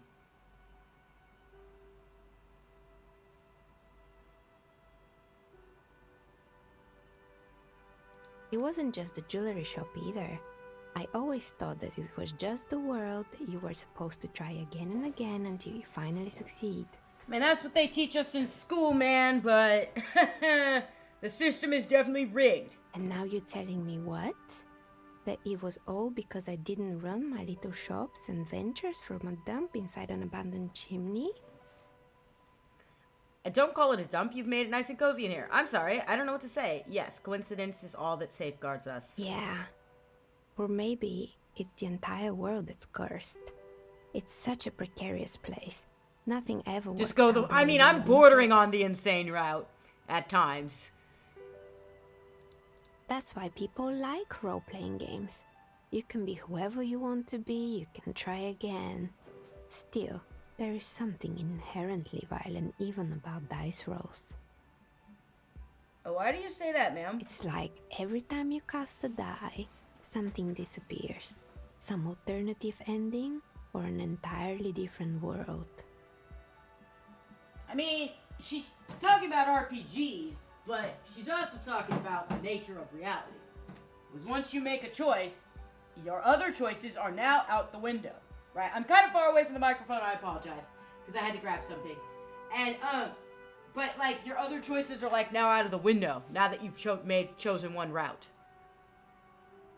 Alright. Have a good night, Seti. Hope you sleep well. We need to build a wall option. Arthur, if you saw the beginning of this game, I actually had to talk to a racist. I will. Thank you so much, Seti. I actually had to talk to a racist, and I had to internalize his ideas. It's actually... Look. Advanced race theory. Everything is calm in the eye of the race storm. Your mind is lucid and bright. The mind-bending phylogenetics appear more distant and, to be fair, a little ridiculous. The great race mystery has cleared up. All that's left to do is to verbalize your thoughts. Go and talk to Measurehead. Yeah, so, yeah, I had to internalize racism in order to get past something in the game. But anyway, thanks for sharing your theories, officer.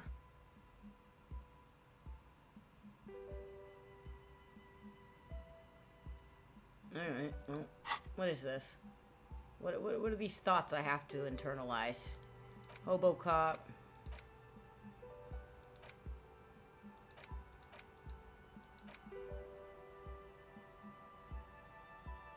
Seems like the point of this game is victory. The absence of defeat on all fronts. Victory in business ventures.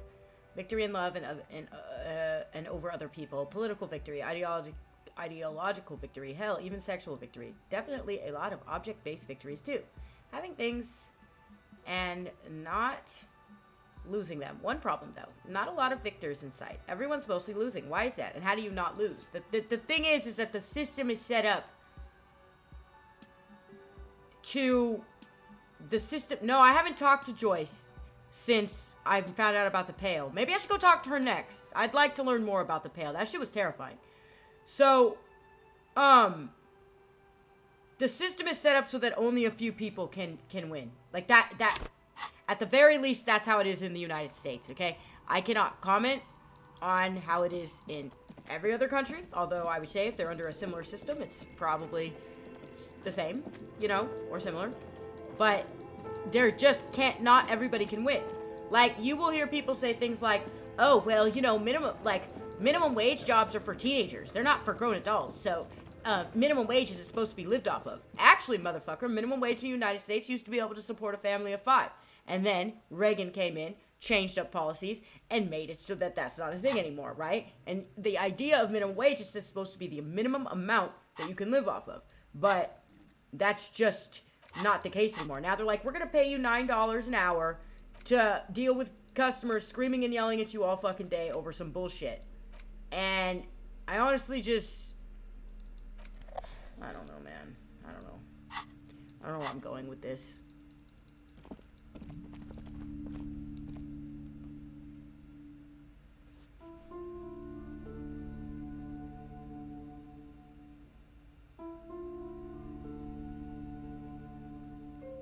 Pay to win mechanics mostly. Yeah, life definitely has pay to win mechanics. It's an interesting premise, but my god, is that anime weird and not in the philosophical way. The main character runs around naked with a censor spell hiding his bits. Oh, lovely. Yeah, I haven't seen Horizon in the Middle of Nowhere. I thought you were talking about a game, actually, until you said it was an anime.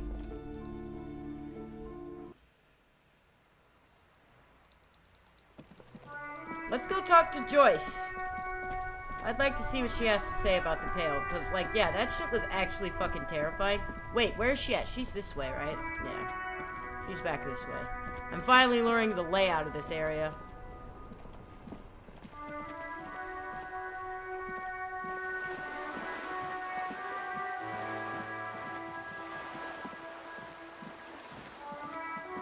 Okay. Maybe it's back this way.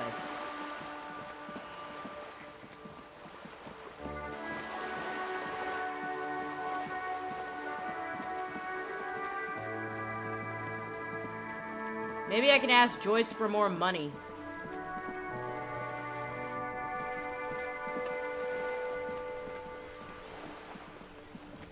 Ah, there she is, my favorite ultra-liberal.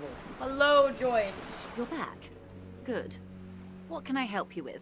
Okay, I found my badge. Oh, yes, now I can actually ask her questions about stuff. Hold on, I've got questions about reality. More lessons in basic reality?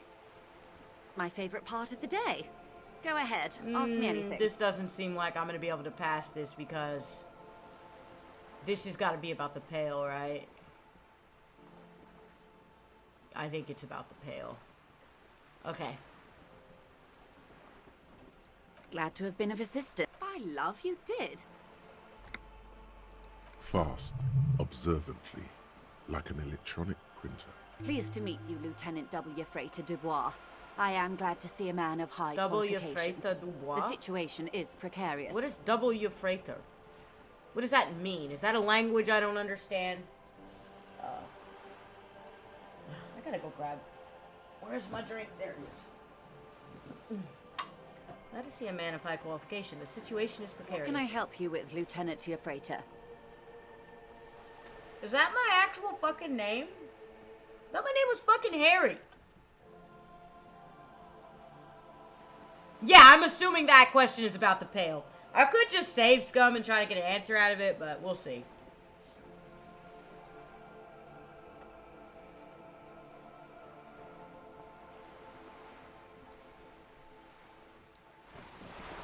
Wait, I can talk to Kim about my badge? Yes? What? No response. He just arches his brow. A moment passes. What do you want to know? You mean like a brief? Do you want me to brief you again? There's no reason to wing anything. 3 days ago, the RCM... Alright, During bro. that time, the victim had been stripped of his belongings.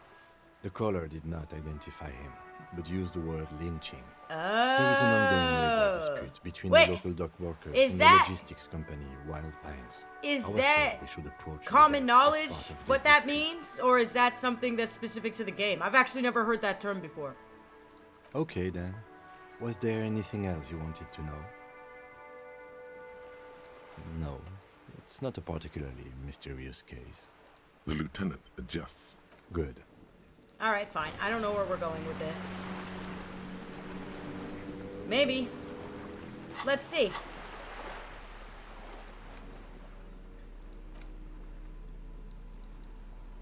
A police badge on which you see the photo of a man. You. Some seaweed is stuck to the back. He actually looked a lot happier in that picture, if you want me to keep it real. Yeah, that's such a weird term. I've never heard it before. Alright. I'm gonna go grab something to snack on. 1 second. Be right back. I'll get into my kitchen. Hungry, bro.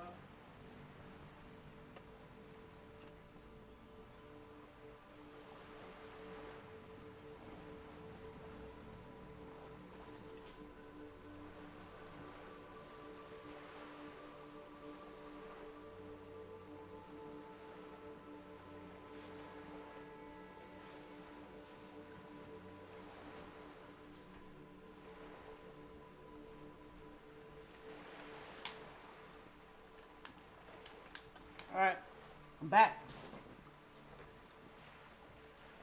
I found my badge, alright? At least something good. Oh, I got to 10 know experience for before that. Encased between two durable plastic sheets is a bluish card with lines of information and a watermark in the shape of the street grid of Revachol West. You see a photo, a name, a rank, a document number, the date of issue, and, in the lower right corner, your precinct.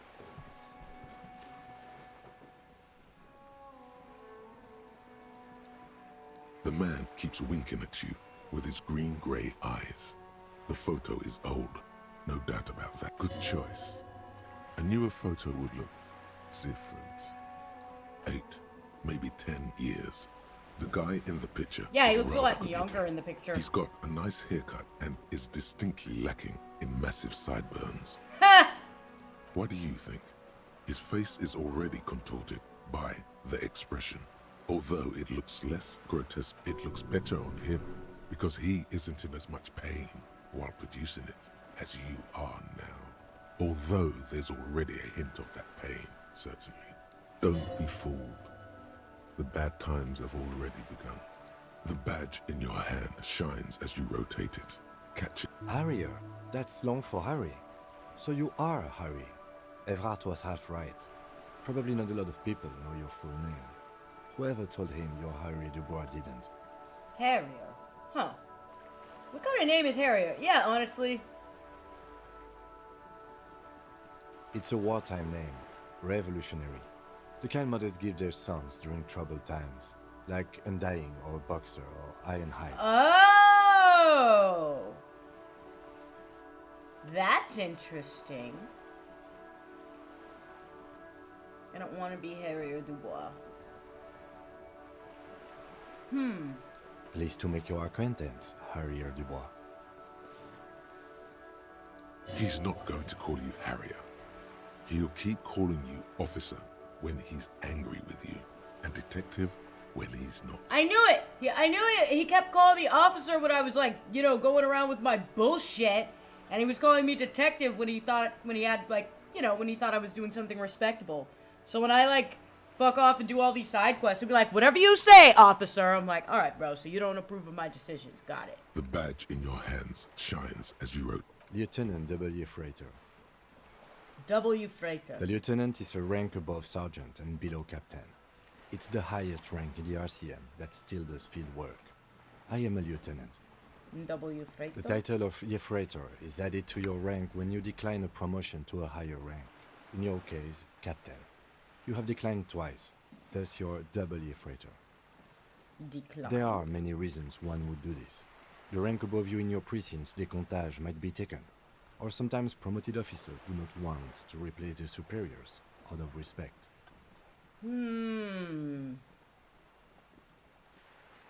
And sometimes they just prefer the type of police work available to their current rank. In your case, lieutenant.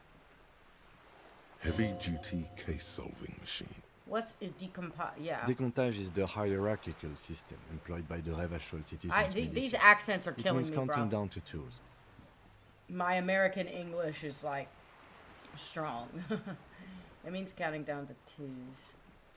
Or Okay. The lowest rank is junior officer, usually teenagers. Then there are the patrol officers, then sergeants, lieutenants, and then a captain. That's basically it, except for a few kings. I assume that's what I thought, Anon, because Harry is a damn good cop, right? So I think that's why. Kings like satellite officers and the additionally a freighter rank I already explained. The long and short of it is, you're his superior.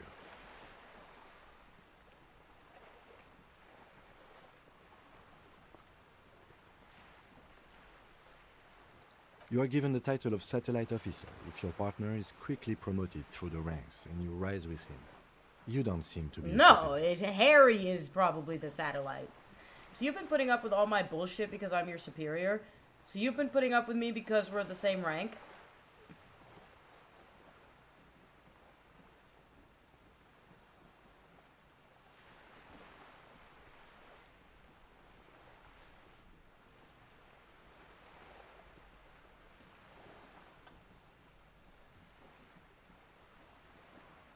No, I've been putting up with you because despite an unconventional approach, you are doing good police work. Oh. Okay, well, I was just wondering, because I really was wondering why the fuck Kim is putting up with my bullshit. It matters more than driving your motor carriage into the sea.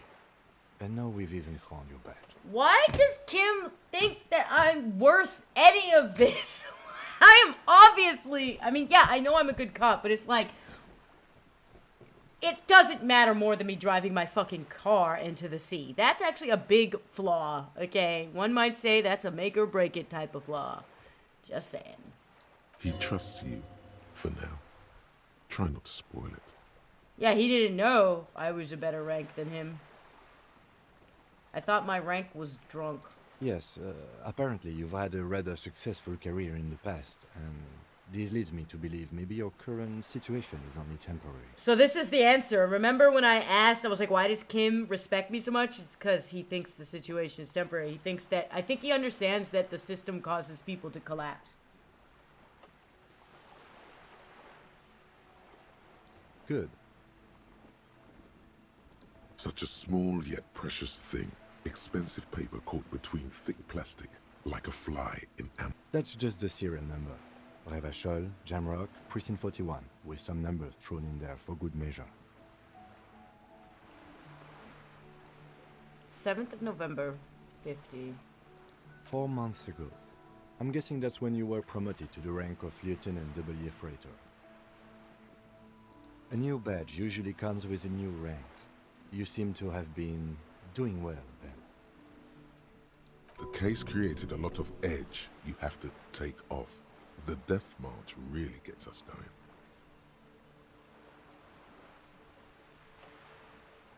Yeah, I mean, I started to suspect that Kim was unhinged because of some of the stuff that he goes along with. But yeah, like, it's like you said, with the, he doesn't use drugs and alcohol to cope. I think he understands that the system just breaks people. Everybody we've spoken to has pretty much been a drug addict. Everybody. Or they comment on the drug addiction. If they're not a drug addict, they comment on it. Or they're an alcoholic or something. So. A lot can happen in 4 months. Especially in winter. The winters are never easy on you. Of that you are sure. Okay. So he knows what kind of emotional damage this job. Yeah, yeah. Not to mention I remember that Harry's time. personal problems. That was a good time. We had a good work-drink balance going. What happened, man? Pump it up!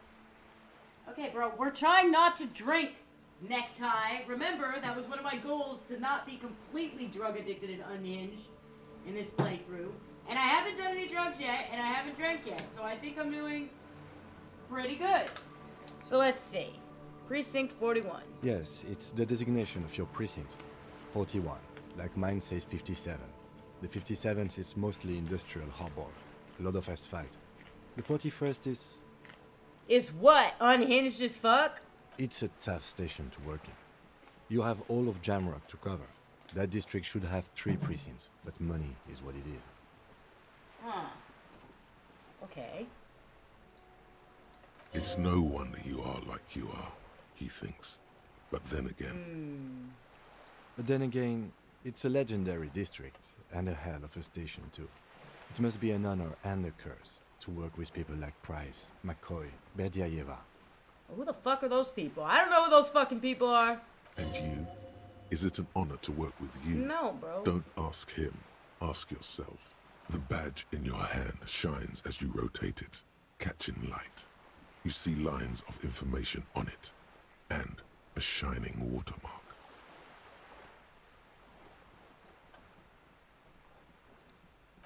Oh. What library card? I forgot about that. I literally forgot about that dead guy. I'll be honest with you. What is this envelope?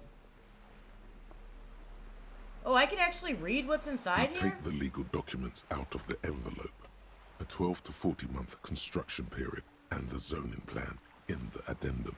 Underneath all this, Lillian's signature and an empty line waiting for a signee. The youth center cuts into the ocean like the bow of some great modern ship. Apparently, it's going to cover most, if not all, of the street and the square between the existing houses. It's 3 stories tall. Oh. What? I'm no property lawyer, but it looks fine. I like the print size. They're not selling or leasing anything. It's not a perfect solution, but... I don't know, it seems kind of fucked up, though. Let's, let me try to find a loophole real quick. Let's see. There is no Hey. loophole. The simple truth is, the current residents are going to lose their street access, and for the next 12 to 14 months, their lives will be dominated by constant construction noise right next door.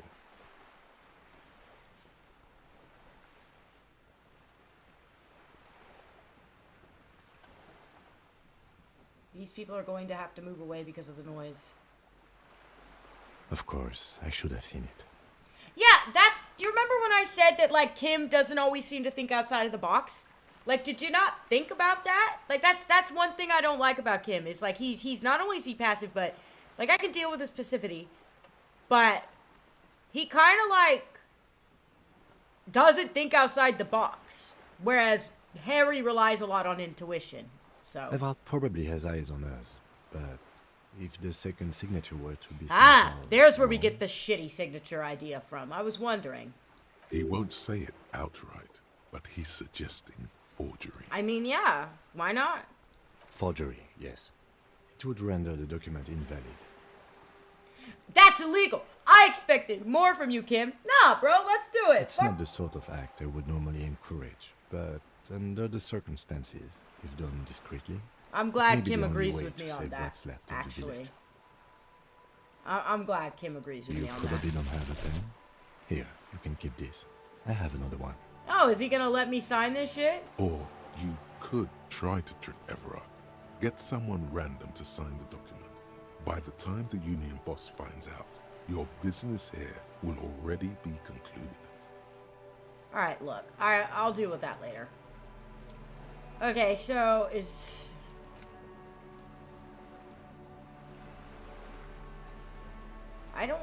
Do I have a library card in my... I don't think I have the library card, which is kind of interesting. So... Oh, there it is right there. I'm blind as hell, you guys. The What the library fuck? card is folded into 2 and still slightly wet to the touch. The front side reads, Central General Public Library Card. I've been forgetting that I Issued can to interact Blue with Vision. items this whole time. You Expires know that? I'm July glad you brought that up 54. because I totally forgot about interacting with items. Whoever owns this card That explains is why a an couple of avid things I reader. couldn't do because I You didn't find have a these list of books written discussions. in blue pencil. Radio thriller. Stand a little less between me and the sun. The last one in the list is The Glinting Curve by M. Theobald.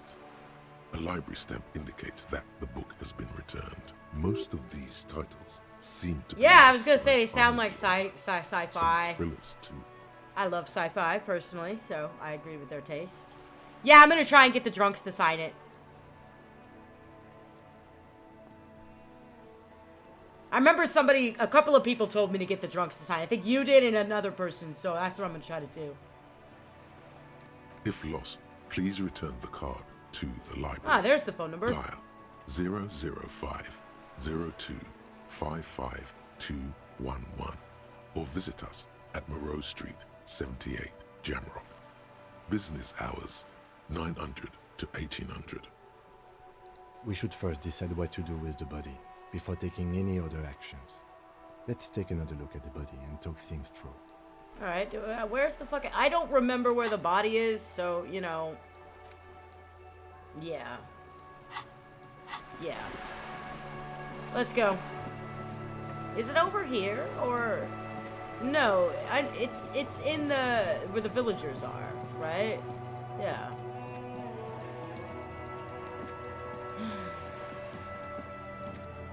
Just an ordinary wall. Nothing to see here. Yeah, why?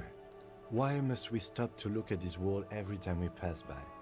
We have business to Because, Kim, I am an artist with an artist's soul. Fuck out of here.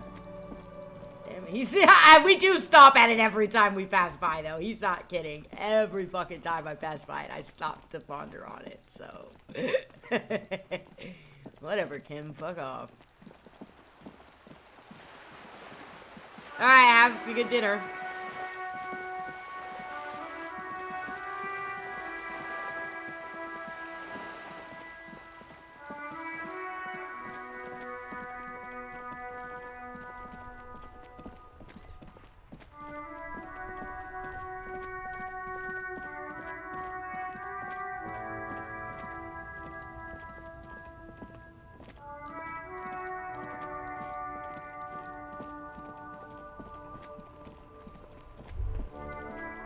The afternoon sun shimmers off the white on blue police livery of the motor carriage.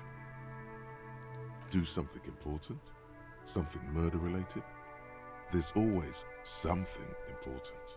Doesn't mean you can't take a moment to admire this piece of machinery. Even at a standstill, the unibody Caprice Kanema looks sleek and dynamic. The cabin is tilted frontward to give it a more aggressive, hunched look.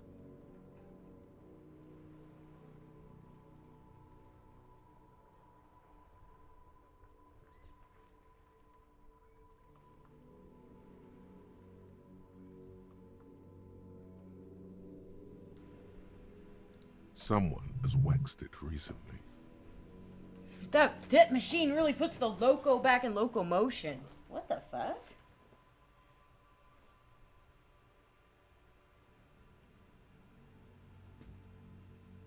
Mm-hmm. You want to take a closer look? What's it packing there? 130. Okay. I reckon that's a 7-liter V12 there.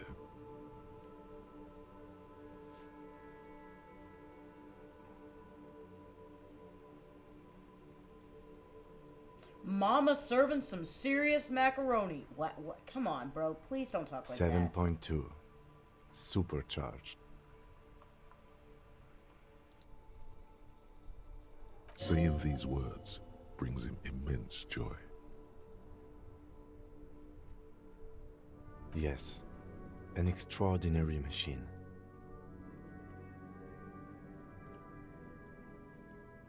It's nice and all, but why so modest? Put some zing into it. Flare it up. Slam it down. It's a bit girly right now. Fit it with some proper off-road components.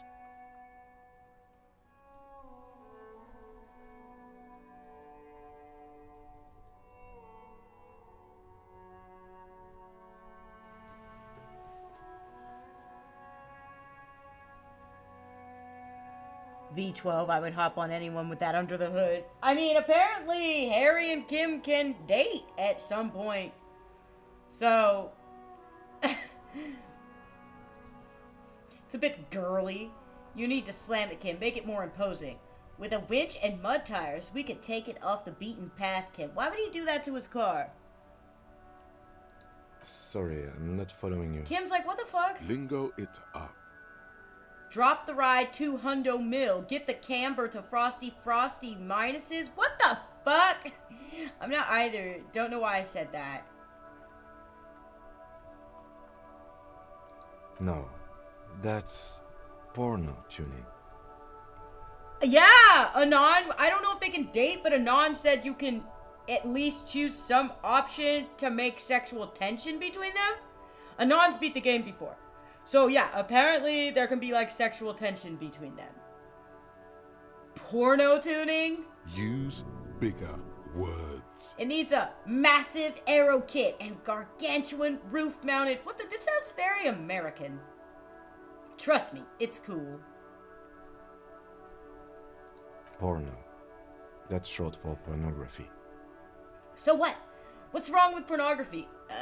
Pornography is something completely different, Kim. Alright, I guess it did get a bit porty there.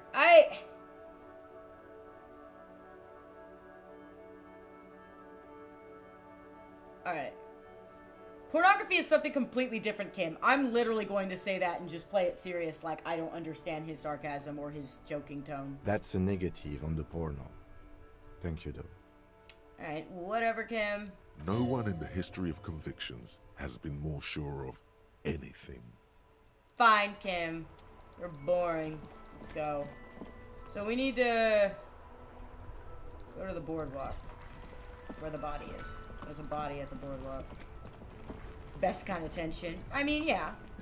Yeah, I honestly didn't even know there was an option for that if Anon hadn't told me. Now I'm going to be looking for it and waiting for it, you know what I'm saying?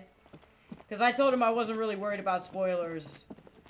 At least not stuff like that. I don't really care about those types of spoilers. I only care about big spoilers. Like if you tell me, oh shit, wait, are the... The trap is full of locusts, but they seem weak and unhealthy. Poor things. No Phasmid. Alright. Damn. Alright. Don't shit talk my boy. I like him. I like him. He's just very passive. That's all. But I like him.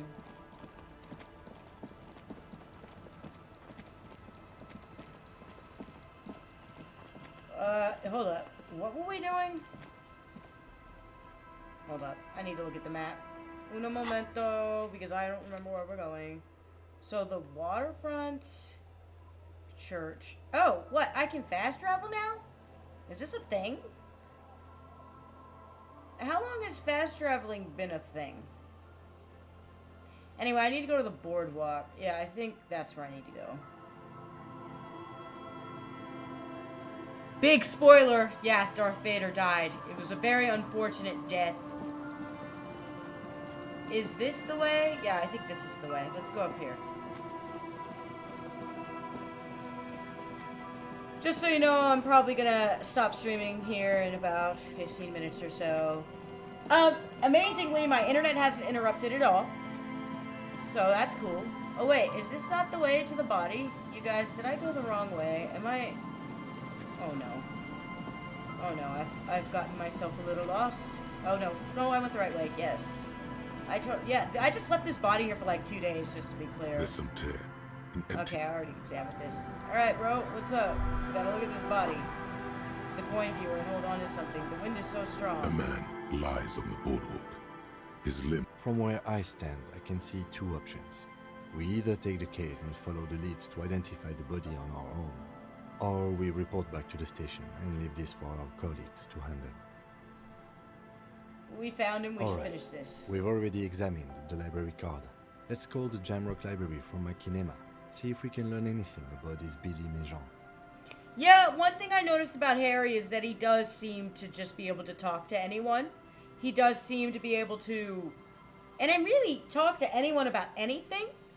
Kim is a lot more thinks inside the box, reserved.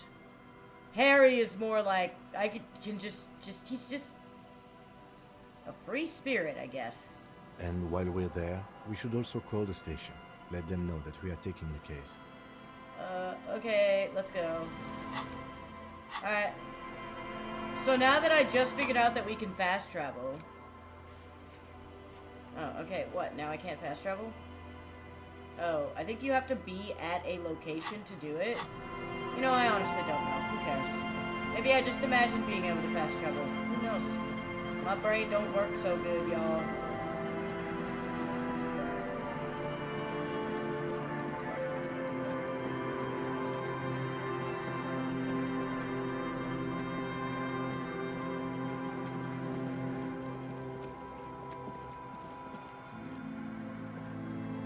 When Buzz Lightyear used the Dragon Balls to lock Darth Vader. Yeah, it was truly a moment of all moments in cinematic video game history. Whatever we're talking about. Truly. Buzz Lightyear. The hero we didn't know we wanted, but the hero we always needed. Am I right? Am I right? What am I doing? Oh, I'm trying... Hold on. No. Let's see something. Yeah, okay, you do have to be there. So... yeah, right here. You really did, Trash Fellow. Yeah, I think you have to be at, like, the spot. Like, I was at the church. So that's why I never noticed before, because you have to be at a specific location to do it. Alright, let's call this bitch in. Inside, you see a set of steering levers, a radio microphone, a pull-out toolbox, and the soft glow of the fuel preheated. This is Precinct 57. How may I assist you? Alice, this is Firewalker. Reconnect me to the 41st. I need to report a dead body. What? Okay. One moment. Can you please describe the body? Age, sex, cause of death? An unidentified middle-aged man, height 170 to 175 centimeters. Dark hair, medium build. Looks like he slipped. Fell through a hole in the boardwalk and hit his head again. We suspect he might have been inebriated when he fell. There were bottles all around him, and traces of vomit on his shirt. Damn, Kim, putting a dead man on blast like that. Any signs of violence? There might be a sequence killer on the loose. No, come on. Like, it was an No accident. field autopsy necessary. You can hear her quickly typing in the background. What about his belongings? Did you examine his clothes? He was wearing boots, trousers, an old leather jacket with a bright blue lining. I found a library card. Any information on the library card? Central Jamrock Public Library. Belongs to someone named Billy Mijin. Good. You have a lead. Okay. Do you and Lieutenant Kitsuragi want to take the case, or should I assign it to someone else? I have assigned the case to Lieutenant Kim Kitsuragi. Please follow up on this library lead to identify the man. We'll send someone to take the body to the morgue. Okay. That's all for now. I did my fucking Thank you job. for reporting in. Is there anything else I can do for you?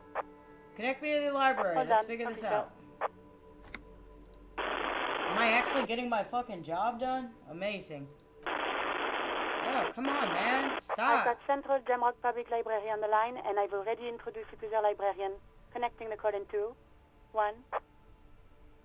Okay. Yes, this is Central Jamrock Public Library here. How can I help you, officer? He sounds worried, yet ready to assist. This is how people get when the police call.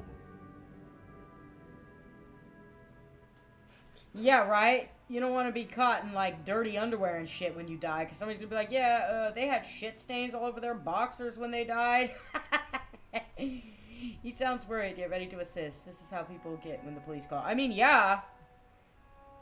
Billy Majon, you said. Give me a moment, I'll have to check our database. Okay. Come on, man. The whole On sounds Moreau obnoxious. Drive in central Jamrock, in a darkened hall lit by orange desk lamps far away from the noise outside, a middle-aged man taps commands into an old radio computer. A printout falls on the desk. Behind him, a lonely reader scours some dusty bookshelves, looking for a paperback. Yes, hello, are you still there? I found Billy Majon's home address, is that alright? No phone number, unfortunately. I've heard that. I think that is actually true, Jill. I actually learned that from watching Tales from the Crypt when I was a little kid. And there was like an episode where this guy was like, you know what? Let's just say he worked at a funeral home and he did some really inappropriate things with the bodies. But like they made a point to like point out that he had to clean off the piss and shit. Anyway. My childhood was fantastic. I definitely, you know, watched healthy shows that were meant for children, you know. I didn't watch anything weird. Home address is fine. I'm not really that good with addresses. Here we go, sir. Rue de Saint-Ghislain, Oh, he lives over here. apartment number 20. It's in Martinez, I believe. Capeside Apartments, it says. That's all.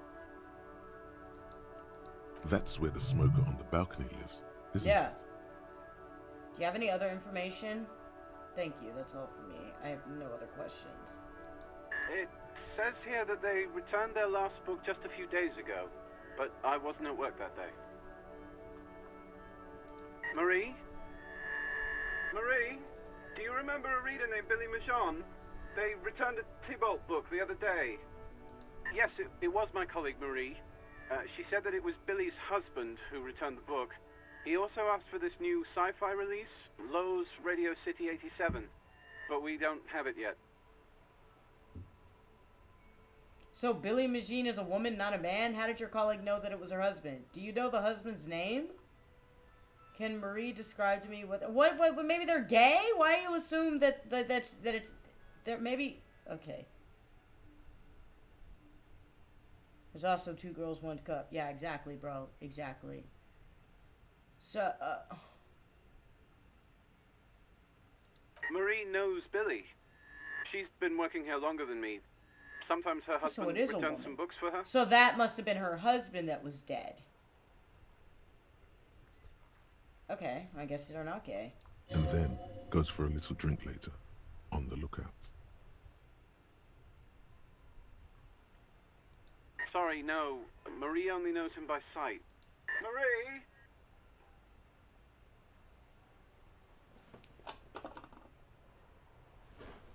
One guy, one horse? Man, that's just a genre of porn, honestly, Arthur. She said it was an older man, and that she's pretty sure he'd had a drink or 2 the last time she saw him. 1 second. Sorry, Marie wasn't really paying any attention to that. Happy we could help. Okay, I'm pretty sure that's Goodbye, the lady's officer. husband. So we need to Anything go else to you that need from me? apartment. Alright. Right. Please hold. Stop being angry with me, Alice. 10-4, come in. Fireworker, over. Hey, yeah, that's my nickname, Firewalker. 10-4, sir, glad to hear that. I'll write down that very... Feels good to get that off your chest. Alright. Roger that, 10-10, over. Alright, sweet. Size King of Kings. I also think people got to watch a couple cartel torture videos. Yeah, I mean, yeah. The internet is a wild place. You can watch a lot of things that you probably have no business consuming, you know? It's not good for your mental health or anything else. So, it's this way, I think.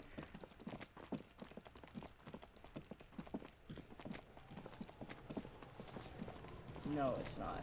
I never know where I'm fucking going.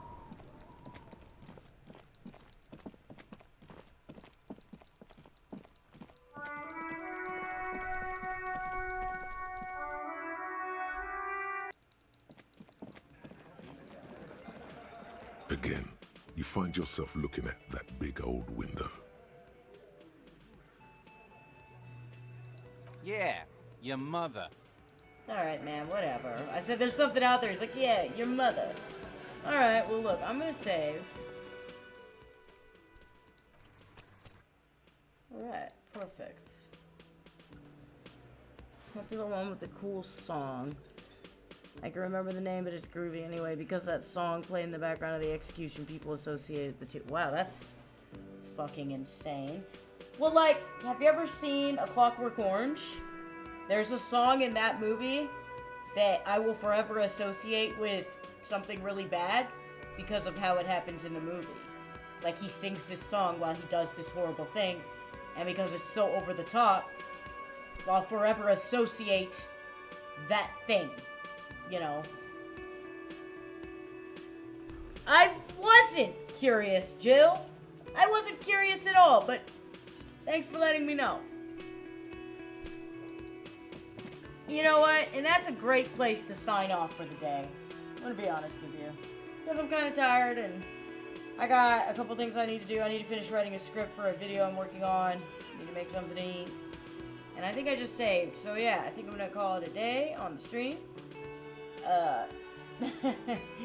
Thanks for watching. I like how the stream ends on the... By the way, if you don't know who Mr. Hands is, this is who he is. I want everybody to know. So...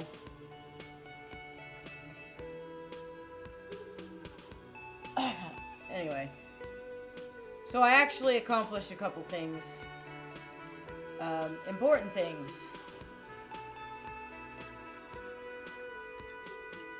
Yup. No, what's more important than material possessions? Knowledge. Happy scripting. Thanks for the stream. Yep. Thanks for watching, you guys. I'm gonna try and finish this game at some point. I'm also probably gonna try to play Undertale tomorrow. And hopefully I'll be able to stream Nier Automata on Saturdays without having the awful audio issue that I was having before. So yeah, thanks for watching, you guys. Have a good day. Remember to stay hydrated, by the way. And I'll see you guys next time.